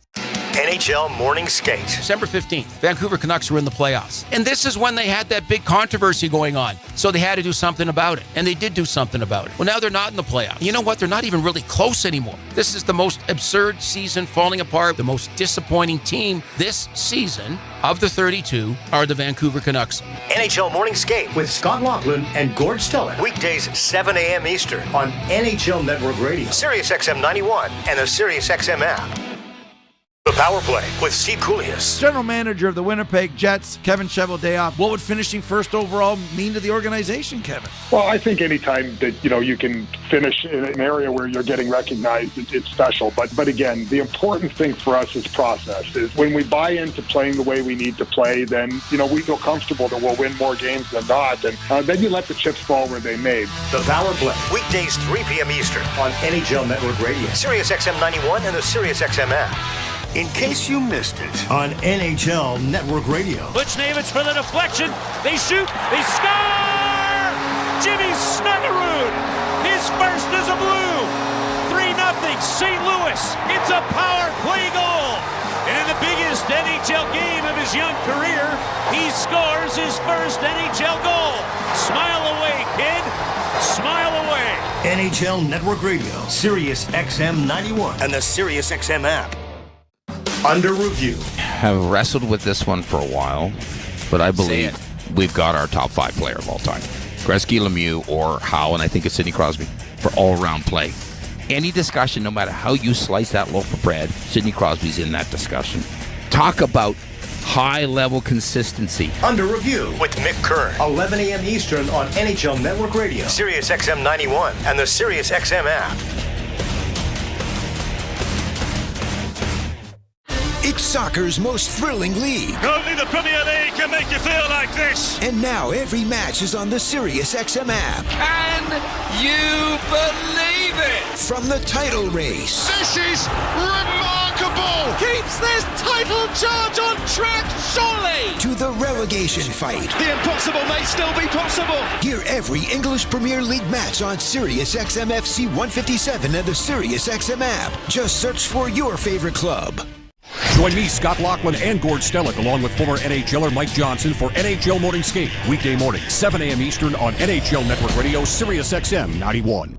Have some fourth liners out there to win the game.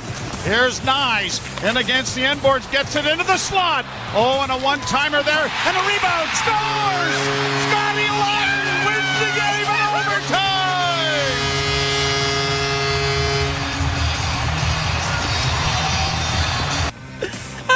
Welcome back to Molson Leafs Hockey on Sportsnet 590, the Fan and the Maple Leafs Radio Network. That was me screaming in the goal. I don't know how that happened. I'm in a different building. That's not supposed to happen. That Hot could have mics been are disaster. an issue in Toronto this week. But we can't have any more of those. That was me screaming of excitement that the Leafs won in overtime. Yeah, that's the sound of someone winning the in-season cup. I won the in-season cup, and the Leafs won, and that was a crazy comeback. Like, that was... You thought they didn't care about game 82? Can that just happen? That happens. That was fun. 2 goals in the third, pushing it to overtime with 1.8 seconds left, was it, Christiana? Yeah, I believe so. Awesome. I was really happy. You heard it in my voice. I mean, Scott Laughton having a moment before the playoffs, I think, is a great thing. We're talking omens. Maybe we don't need to talk omens. But at least in terms of, hey, someone that could have something, feel good about themselves. Laughton scoring the overtime winner, playing a lot tonight, playing on a line that I probably should see. Yeah, maybe. Together, night 1 of the postseason. All good things for one of the new Leafs. That's a great way to close the season. Yeah, let's get one last final NHL scoreboard out and then get you to Leafs talk. The NHL scoreboard is presented by Bet365. Whatever the moment, it's never ordinary at Bet365. Must be 19 plus. Ontario only. Play responsibly. Visit ConnexOntario.ca. Okay, the Rangers beat the Lightning 4-0 tonight at MSG. Blue Jackets got a 6-1 victory to close their season over the Islanders. In the third period late, the Sabres have a 5-3 lead over the Flyers. Likewise, late in the third period, Penguins up 5-2 on the Capitals. And the Senators storm back 6-5. They lead the Hurricanes with about a minute left still to come tonight. Flames visit the Kings, final game in the final day of the regular season. That's it. Oh, I'm still jumping around for joy. That was a fun one. You no-selled how much this meant to you, and then all of a sudden you were dancing on the table. When the Leafs came back in the third period and I was on the cusp of winning the in-season cup, I cared more than I ever cared. Yeah, it was a good moment. Omen for everyone. All right, our next Sportsnet 590 The Fan Molson Leafs hockey broadcast is Game 1 of the Stanley Cup playoffs. Sunday, we'll be live on the air at 6 p.m. Puck drop at 7. Looking forward to the Battle of Ontario coming back. In the meantime, here's Leafs Talk with JD Bunkus and Sam McKee. Thanks for listening to Sportsnet 590 The Fan and the Maple Leafs Radio Network. That was a nightmare. Enjoyable for Scott Laughton, I think. For Philip Myers, I think. But, I'm glad it's over. On to the playoffs. Watching that game when the playoffs are looming, the most high leverage events possible, against the Ottawa Senators in the Battle of Ontario. Yeah, I was rubbing the eyes a few times tonight, brother.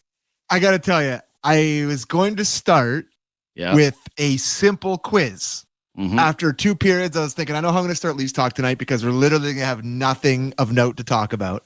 Okay. I'm going to say, how my quiz was going to be, name one thing that happened. Name a thing. Got it. Name a thing. But Philip Myers scored a beautiful goal. But then a very high event third period happens where Phil Myers scores. I'm sorry. That's a top 10 goal of the season for the Leafs. Top 5 even, maybe. Right, that's outside, inside, 5-hole. How you doing? Yeah. And then Chris Tanev with 1.6 left in the game. Less. I think less than that. I got to tell you, Red Wings, they've had a pretty down time, and the Yzer plan has been taking a beating. Sure has. This is the darkest moment in the Yzer plan. That a team that was literally not trying. I have never seen an NHL hockey team try as little as the Toronto Maple Leafs tried tonight. It was not beer league level. There's harder work in beer league than happens tonight. My favorite part of the not trying tonight was seeing guys get kind of caught in between on you should hit someone. Yes. And then them pulling back and being like, don't hit. And then just kind of sticking the stick out, almost like when you play the NHL video game and you Stick tap left, the Y button. They're just kind of trying to make it seem like I'll make it harder for you to go around me. And the fact you let the Leafs tie this game, and they'll not only tie, a Scott Lawton assisted by Dakota Mermis. Yeah. Overtime 3-on-3 winner. Red Wings, like, I know you've had a long and storied, amazing franchise, but I'm sorry. It's over now. Gotta fold. It's over. Like, you gotta move the team. Yeah. Where's the southern market that Gary can move the Red Wings to? Because it's over. This is a dark moment. Those boys were 1-2-3 Cancun at it too, though. They were all about Cancun. They were doing the same thing. They're not playing for anything either. They're not playing to get hurt. Yeah, sure. They were. They're just like, that's all this game was. It was two teams that went, I guess so. And they went out there and they skated around and a couple of guys scored. Like, I actually think more embarrassing than the Tanev goal was Myers walking in and scoring that one, because you as a team kind of look at it and go, God, they're going to play that on highlight reels. Like, this is filthy fill up. Yeah. You can say that again there, Lukey. Look at that. Outside, inside. Well, and the little hesitation to get Mrazek to open up and to slide at 5-hole. Yeah. Goal scorer's goal. And a thing we've talked about many times on this show. Mm-hmm. There are few things that good hockey players like more than the worst guy in the team scoring a goal. A beautiful and for him to score this goal, we don't have the angle on the broadcast, but what they showed of him going back down the bench and the looks of disbelief on Nick Robertson. Domi's got the no teeth tongue out. Holmberg smiling. Even Berube is kind of like, oh my God, what just happened? That's quintessential hockey, and this is so funny, man. This is funny. I just love the Red Wings second defender in, where he's like, nah. like look at it one more time. Watch the help. The 14 over here. Oh no, wait, it's the defense. It's 24. Austin Watson. Yeah, that's like, Ole. That is Ole. He's like, yeah, no, you just do whatever you want, kid. Have fun. Yeah, I'll just pretend. And everybody else just standing like, obviously Mrazek can make a save on Philip Myers from in tight, right? Surely? No, goal goes in. Okay, can I ask you one semi-serious question? Yeah, I've got a couple like actual thoughts out of this, but give me your serious question. I want to keep this one short tonight. For sure. We're not going too long here. How did you feel about Berube putting the Stars out at the end of the game? And that's the only thought then. It's horrible. Yeah. It's so stupid. Yeah, what are you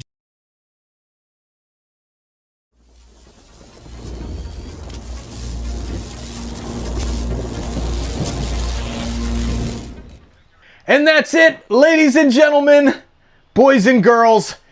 The season is officially over.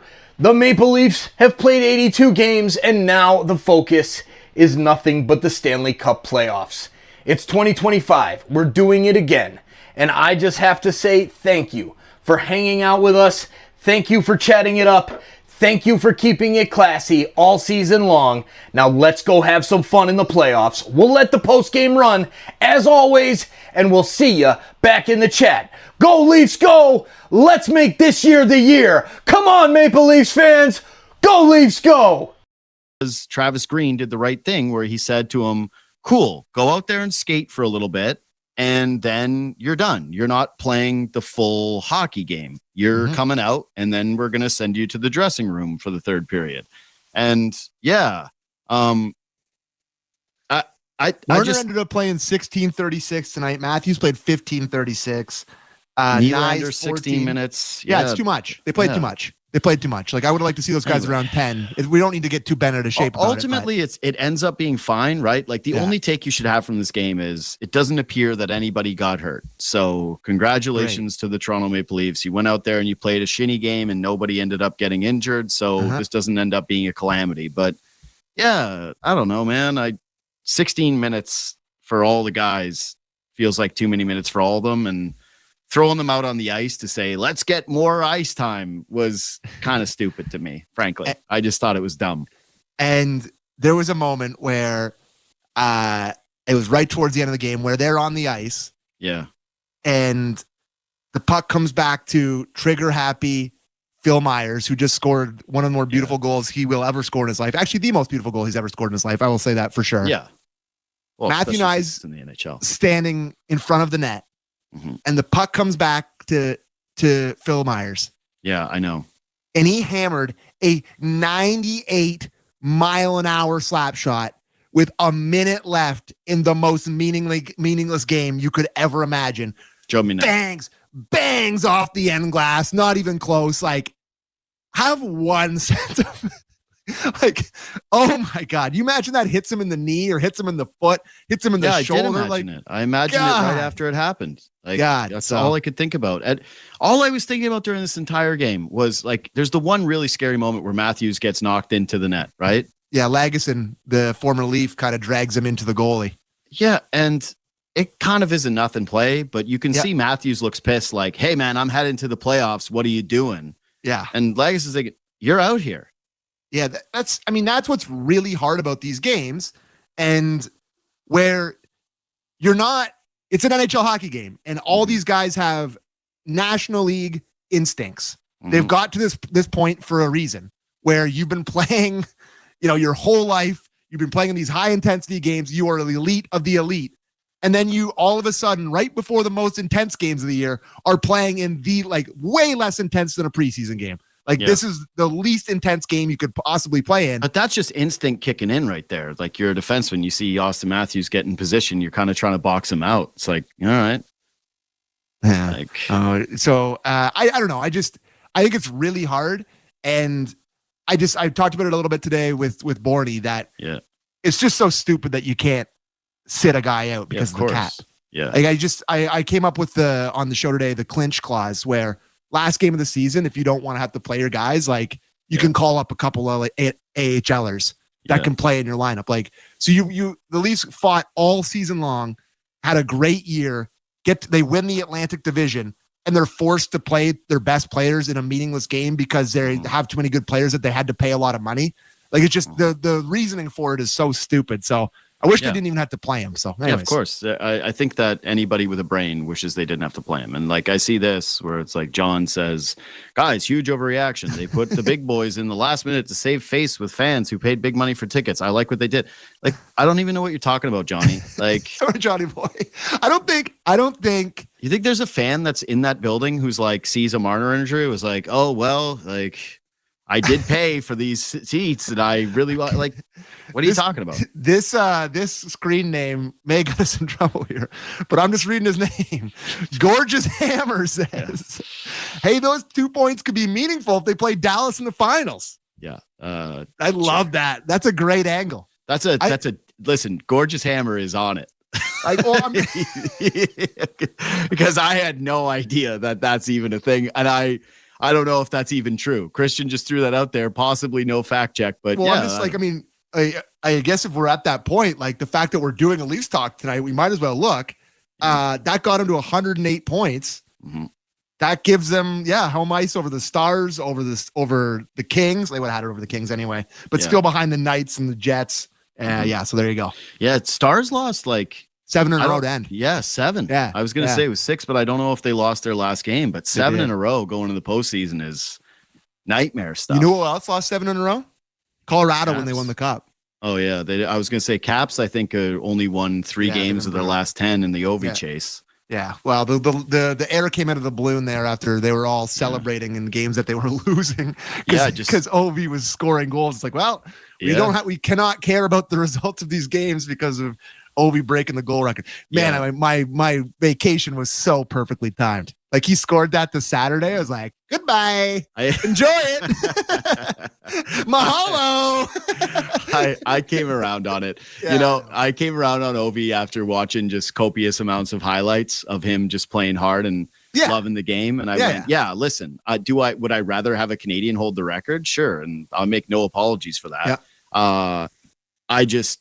I have a deep appreciation for how much Ovechkin loves hockey, loves the boys. Yep. Yeah. And just if you're talking, John would have loved him. John, the guy who wrote in, who pays for the tickets, who's so happy for the people that paid money for that hockey game. He loved Ovi because Ovi never cheated you. It's like, I this is kind of a bad comparison. But it's kind of like the Russell Westbrook thing, which is, hey, Russell Westbrook has his flaws as an NBA player, but he would never cheat you out of your dollar if you go see a Russell Westbrook game. He has you're speed. Getting 100% effort every moment of every Might game. not always look pretty, might be a lot of bricks, but you're getting your money's worth. Anyway, it's on to Ottawa. I'm going to be doing a full preview show tomorrow, so I don't want to burn really any of this. And if anybody listens to my podcast, I had Stumpy Thomas on today. It was great going down memory lane. I know. Getting He's some of the quotes. Buddy, the guy on the air is talking about how he bleeds blue and white. And how he cared about, even after he wasn't a Leaf, paying attention to the Battle of Ontario series. Cares, man. But so we've talked about this before. There's very few moments where you just don't feel like you're being a professional, where you get a little fanboy. And it's always the guys that are from your childhood that you loved. Right? Of course, yes. Like, I've interviewed way bigger athletes than Steve Thomas. And yet when he's talking about how he bleeds blue and white and how he cares, and then he says we don't lose to Ottawa, I'm just like, all right. So I'm basically just 13-year-old me doing the show at this point, folks. Let me just tell you. What do you like to do in your free time, Steve? 100%, exactly. Is it cool playing in the NHL? Was it cool? That's basically the level of questions that I ended up getting. But I got a preview pod. But what do you want to do here? Well, prediction? I just saw tonight in Ottawa, Julian McKenzie, who covers them for The Athletic, sent out a tweet does great work. That they were chanting Leafs suck already, so they're already getting all fired up over there. Love it. I love it too. But, it's like, you better get them in now before 60% of the Leaf fans come in there and chant "Go Leafs, go!" I do take a little bit of pride in the fact that in their greatest moment, they finally made the playoffs, and they're playing their last regular season home game, and they're all excited. And it's like they're chanting about the Leafs. I do love that. I do take a little pride in the fact that it's like they're thinking about that. All the people at Scotiabank Arena are like, "Who are the Sens? Who are we playing?" Sushi. Red wine. No, I love it, man. Like I said, I've been waxing poetic about this for the last few days. I've been so excited for this to return. It's truly the best thing that could have possibly happened to people in the GTA. And of course, there is a huge chance that they get completely shattered and heartbroken. But I guess the way that I will console myself if they lose is that it's just the nail in the coffin for this strategy, this approach, this core. Because you can't lose to the Ottawa Senators. I don't care how plucky they are. I don't care about the regular season. It's a completely inexcusable loss to win the Atlantic and then have this happen. So, I kind of view it as the perfect thing. Do you step up? Do you continue the legacy of the Toronto Maple Leafs, who are 4-0 against the Ottawa Senators, and roll that momentum into potentially a deep playoff run? Or do you get shattered in the worst possible way and get some closure on what would definitely be one of the most disappointing eras of Leaf hockey ever? So, no stakes at all. No pressure. No pressure. Well, I mean, that's the thing that sucks the most, is that the Sens fans will they'll always have that. You know, they'll always have them ending this era of Leafs hockey. So no pressure again. They'll say it to their friend in their basement after they count their money from the tickets that they sold to Leaf fans who are dying to see the game. Right. They sold them all immediately. Not real. That's so bad. So bad. Our tickets are so much. It's it's because there's a fan base that cares is coming in. They'll pay more. It was always, we don't want to line Melnick's pockets. We don't want to line his pockets. That's why we're not going. And then he's gone, and they got a new owner who's trying to spend money and actually cares. And they're like, well, parking's expensive. They came back and won 7-5 tonight, by the way. Linus Ullmark, 5 goals on 33 shots. They really lit it up in the third period. So they were down 5-3. They came back. Yeah. Good stuff. Last game of the season, doesn't matter, right? Yeah. Leafs came back. Leafs got a big win tonight, buddy. It's all good. It's all good. It's awesome. They stormed back. So did you want to do a pick now? Did you want to say it, or are you going to save it for your show? Oh, I don't need to save the pick for my show. I'll just say that I do have a full preview pod tomorrow. It's going to be 2 hours long of just pure Leafs preview from just about every angle possible. I prepped for it for, I don't know, probably 3 hours today, in addition to all the stuff that I've been doing this week. So I feel pretty prepared for this series. What I will say is that I genuinely do believe Toronto is going to win. Yeah, me too. I think that Ottawa's blue line and their ability to defend is not going to be good enough for when Toronto does get those opportunities, and that the goaltending probably plays out fairly even-ish. But Toronto's blue line and ability to defend leads, I think, is going to be the difference maker in the series. And I actually don't think it's going to go 7. I'm going to say Toronto in 5 or 6. That's going to be me too. I was going to say 5. That's not good. I'll just say Sens in 7 just for the juju. Yeah, I'm not saying that. I'm not saying that. Both of us saying Sens in 5 is very scary. I'm not saying that I couldn't see a scenario where Ottawa wins. They've owned Toronto, and they've got some really good players. They got a ton of talent. I just think that Toronto is the better, deeper team that has been conditioning themselves for postseason hockey for the entire year, and they understand this moment. And I'm hoping that they learn something from it. And truthfully, I think the first couple of games are just going to be massive, because the expectation for me is that Ottawa is a little tight and that they don't look ready for postseason hockey because their guys haven't really been there before. And Toronto takes advantage of that and goes up a couple of games in the series early. And then by the time Ottawa settles in, it's too late. We've seen that with Toronto in the past, right? What was it? The second time they were in the Stanley Cup playoffs against Boston, where they looked like crap. And then they battled back to make it 7 games, but they were pretty much horrendous early in the series. Like Freddie Anderson was obviously bad, but he bounced back. But either way, I kind of have that expectation. Okay, so that's my prediction. Love it. Me too. We got the same prediction.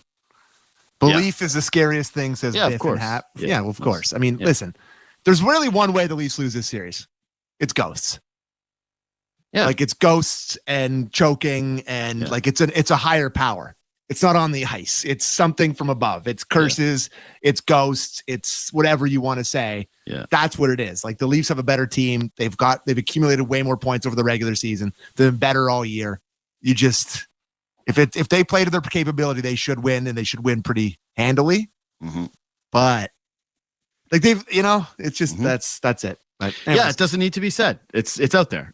Yeah. The ghosts are there. They're there. Man, listen, all I will say to people is, we're going to be here after every single show. Yes. And we will ride the roller coaster with you of your emotions, because the Leafs are going to lose a critical face-off, and I'm going to be like, these guys have no mettle, and they're going to score a goal in a big spot, and I'm going to think this is the year that they actually do this thing. That is the beauty of this. That is the beauty of believing. And it's it's just, you got to think that maybe one year it happens, and maybe this is it. Maybe this is the year.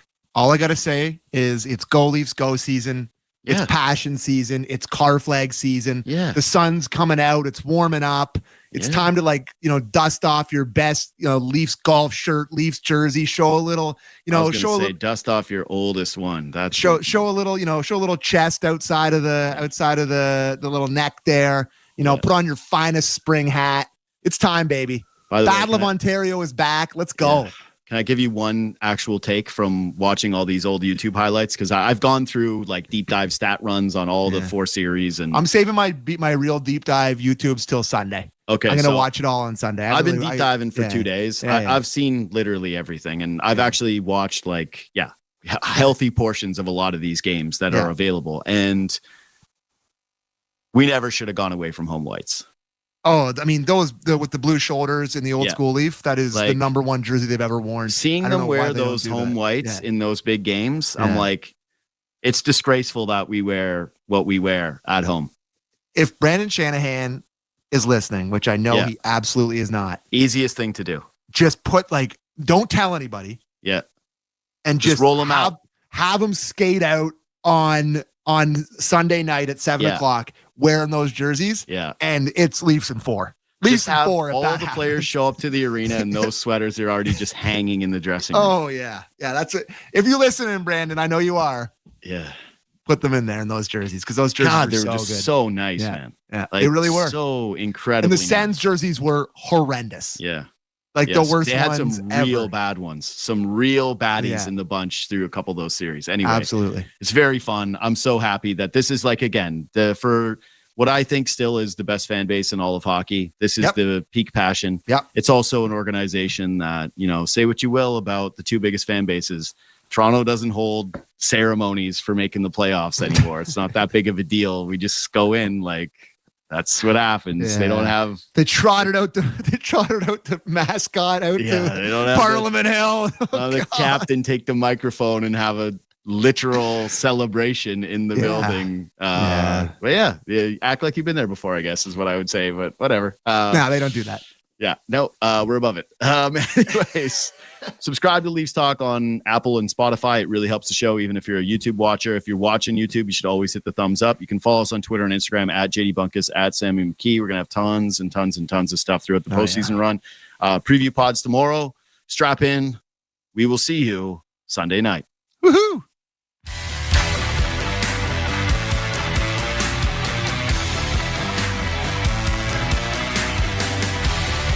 From the biggest stadiums to the coziest holes in the wall. From house parties to porch hangs to pride celebrations. From your favorite fuzz shop to your local Indian spot. From noodle bars to sports bars to salsa bars. There's a Molson with your name on it. Canadian Ultra XL. Molson. Everyone in. Must be legal drinking age. The 2025 Honda Civic Hybrid is here, and it may sound too good to be true. With a 2-liter 4-cylinder backed by 2 electric motors, giving a combined 200 horsepower, it's our most powerful and fuel-efficient Civic ever. Plus, with an estimated range of over 800 kilometers and available features like a Bose premium sound system, your crew will love it too. Huh, maybe it should be called the Civic 2.0. Redefine your drive with the 2025 Civic Hybrid. Visit your Ontario Honda dealer and test drive yours today. Heard of Uline? You know, the have-it-all in-stock, ready-to-deliver shipping and industrial supply specialists? The company that does things for you that are unheard of, like keeping 41,000 items in stock in our own warehouses. With customer service reps on the line to get you what you need, when you need it, 24/7, 365, every time. Maybe you heard it here first. Want to hear more? Visit uline.ca. ULINE, your shipping and industrial supply specialists. You've been listening to NHL Play-by-Play on SiriusXM. Head over to SiriusXM NHL Network Radio, SiriusXM 91, for the best hockey talk. SAM app. Download it now for free. New York Rangers legend and Hockey Hall of Famer Mark Messier joined Scott Laughlin on SiriusXM NHL Network Radio, Channel 91, to share what it was like to play in the 1994 finals with the New York Rangers, as well as ending the 54-year drought for the franchise and how that team represented what a hockey team is all about. Well, look, I'd be remiss if I didn't ask you about 1994 as well. You mentioned Mike Keenan. We spoke with him in studio a couple of weeks ago. He still speaks so highly of you and of that run. So take us back to ending the 54-year drought. In Game 7, you get a power play goal. You shovel a puck underneath of Kirk McLean. Stands up as the game winner, as it turns out. So take us back to that hot, steamy night. What was it, June 14th of 1994 at the Garden in New York? Just, you know, I guess just starting, going to the rink, trying to keep your same routine. Brian Leach and I would always drive together down through Times Square, down Broadway 7th Avenue to take a right-hand turn on 33rd Street. And you could feel things were different, even from the Upper West Side. Just the vibe and the energy of the whole city was just electrified. Getting down towards Madison Square Garden, seeing the crowd already starting to build, the police officers surrounding the Garden. It was a carnival-like atmosphere. Obviously, we knew we were something on the cusp of doing something that hadn't been done in 54 years. The magnitude of it was palpable. I mean, the energy, just everything just seemed to be so electrified. You try to keep yourself in the moment. You try to stay with your routine. Obviously, there's much more at stake. And then, we found ourselves, much like we did in 87, up 3-1 in the series, losing to the 5th game, where it was pretty much a foregone conclusion that New York Rangers were finally going to win a Stanley Cup after 54 years. Only to find ourselves, the party atmosphere got a little bit delayed and then had to go back to Vancouver, which again, we got trounced in Vancouver, just like we did in 87. And now we're coming home for Game 7. And the same thing happened. It just, we felt good about our chances. We felt we were a better team than Vancouver. we felt that we should have wrapped up the series earlier against Vancouver, but that's the greatest thing about sports. You can think all you want, but the reality is they got a heartbeat over there too. They got pride over there too. They're there for a reason because they're a great team. And here we are in Game 7 and happen to go out and execute a great game plan to beat a very hungry, very young, very physical, hard team to play against in Vancouver. And luckily for us, we had a lot of experience. We had a dynamic, incredible amount of talent with Brian Leach and Sergei Zubov, Alex Kovalev, Adam Graves, and Mike Richter and net, and then sprinkled in with some veterans, some hardened veterans with McTavish and Tikkanen and Steve Larmer and Noonan and Mateau and Jeff Bukaboom and Jay Wells and all the amazing players that banded together that year to create maybe not the most skilled team that's ever won a Stanley Cup, but if you look up the word team, they could put the 1994 Ranger team right there, and that year, that team epitomizes what a team is all about.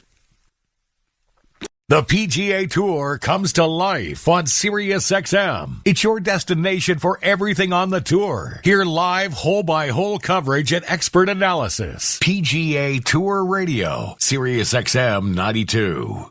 I'm Frank Trachtenberg with your SiriusXM NHL schedule for Thursday, April the 17th. All times are Eastern, and please remember, all games, times, and channels are subject to change. Check SiriusXM.com for the latest updates. In the NHL, 7 p.m., Buffalo Sabres take on the Philadelphia Flyers. Sabres on XM219 Internet 922, Flyers on Internet 940. 7 p.m., Columbus Blue Jackets take on the New York Islanders. Jackets on XM222 Internet 927, Islanders on Internet 937. 7 p.m., New York Rangers face the Tampa Bay Lightning. Rangers on XM221 Internet 938, Lightning on Internet 945. 7 p.m., Ottawa Senators take on the Carolina Hurricanes. Senators on XM201 Internet 939, Hurricanes on Internet 924. 7 p.m. Pittsburgh Penguins face the Washington Capitals. Penguins on XM223 Internet 941, Capitals on Sirius XM Channels 91 Internet 950. 7 p.m. Toronto Maple Leafs face the Detroit Red Wings. Leafs on XM220 Internet 946, Red Wings on Internet 929. 9:30 p.m. LA Kings face the Calgary Flames. Kings on Sirius XM Channels 91 Internet 932, Flames on Internet 923. For 24/7 coverage of the NHL season and hockey across the world, keep it locked on Sirius XM NHL Network Radio, Channel 91. I'm Frank Trachtenberg with your Sirius XM NHL schedule for Thursday, April the 17th. All times are Eastern, and please remember, all games, times, and channels are subject to change. Check SiriusXM.com for the latest updates. In the NHL, 7 p.m., Buffalo Sabres take on the Philadelphia Flyers. Sabres on XM219 Internet 922, Flyers on Internet 940. 7 p.m., Columbus Blue Jackets take on the New York Islanders. Jackets on XM222 Internet 927, Islanders on Internet 937. 7 p.m. New York Rangers face the Tampa Bay Lightning. Rangers on XM221 Internet 938, Lightning on Internet 945. 7 p.m. Ottawa Senators take on the Carolina Hurricanes. Senators on XM201 Internet 939, Hurricanes on Internet 924. 7 p.m. Pittsburgh Penguins face the Washington Capitals. Penguins on XM223 Internet 941, Capitals on Sirius XM Channels 91 Internet 950. SiriusXM has soccer covered end to end. SiriusXM FC. Hear live play-by-play and talk shows hosted by legends of the game. It's SiriusXM FC on Channel 157. Six-time Stanley Cup champion and Hockey Hall of Famer Mark Messier stopped by SiriusXM NHL Network Radio's The Morning Skate with Scott Laughlin to discuss what Game 7 means to him and what it's like to also lose a Game 7. Well, when you think about the two greatest words in sports, you think about Game 7 for many reasons. Obviously, to get to a Game 7, both teams obviously very evenly matched from the literal sense, the Game 7. You don't have to be a sport fan to understand that something's big at stake and that you will go watch it even if you don't know the teams, you don't know the players, you know the backdrop, because it's the greatest form of reality TV in the world, because there is going to be a winner and a loser. A lot at stake, obviously. But for me personally, it's a lifetime journey to acquire the skill set that's required to be able to perform when the stakes are the highest, under the most scrutinized pressure, when you're expected to perform. And you think about a Game 7 moment or Game 7, that's when you have to perform. It's a winner or go home situation.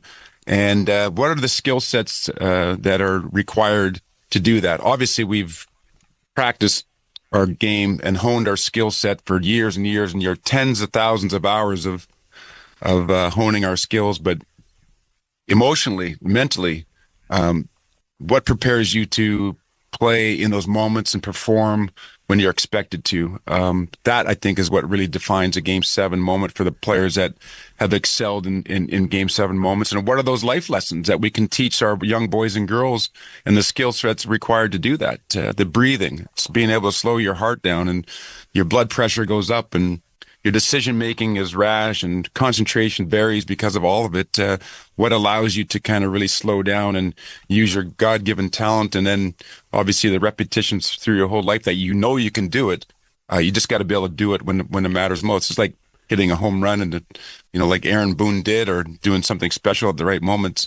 And I think the educational part of the docuseries is really fascinating to me there, to help our young boys and girls who will be faced with big decisions in their life. And you don't have to be a sport fan to have a Game 7 moment in life. Everybody's faced with decisions that are going to alter the trajectory of their lives in one way or another there. And we're trying to figure out what those skill sets are.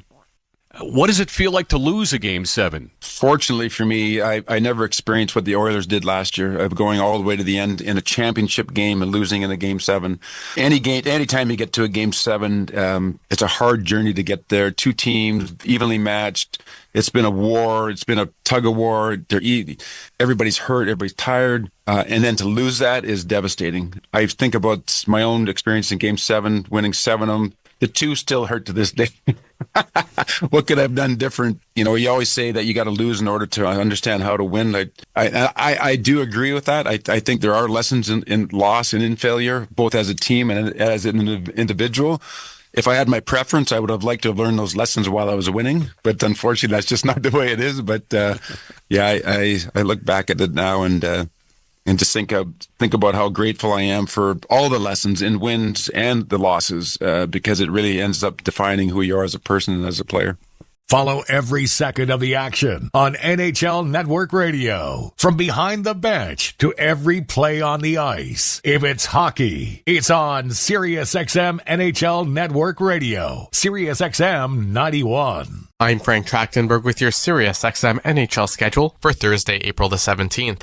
All times are Eastern, and please remember, all games, times, and channels are subject to change. Check SiriusXM.com for the latest updates. In the NHL, 7 p.m., Buffalo Sabres take on the Philadelphia Flyers. Sabres on XM219 Internet 922, Flyers on Internet 940. 7 p.m., Columbus Blue Jackets take on the New York Islanders.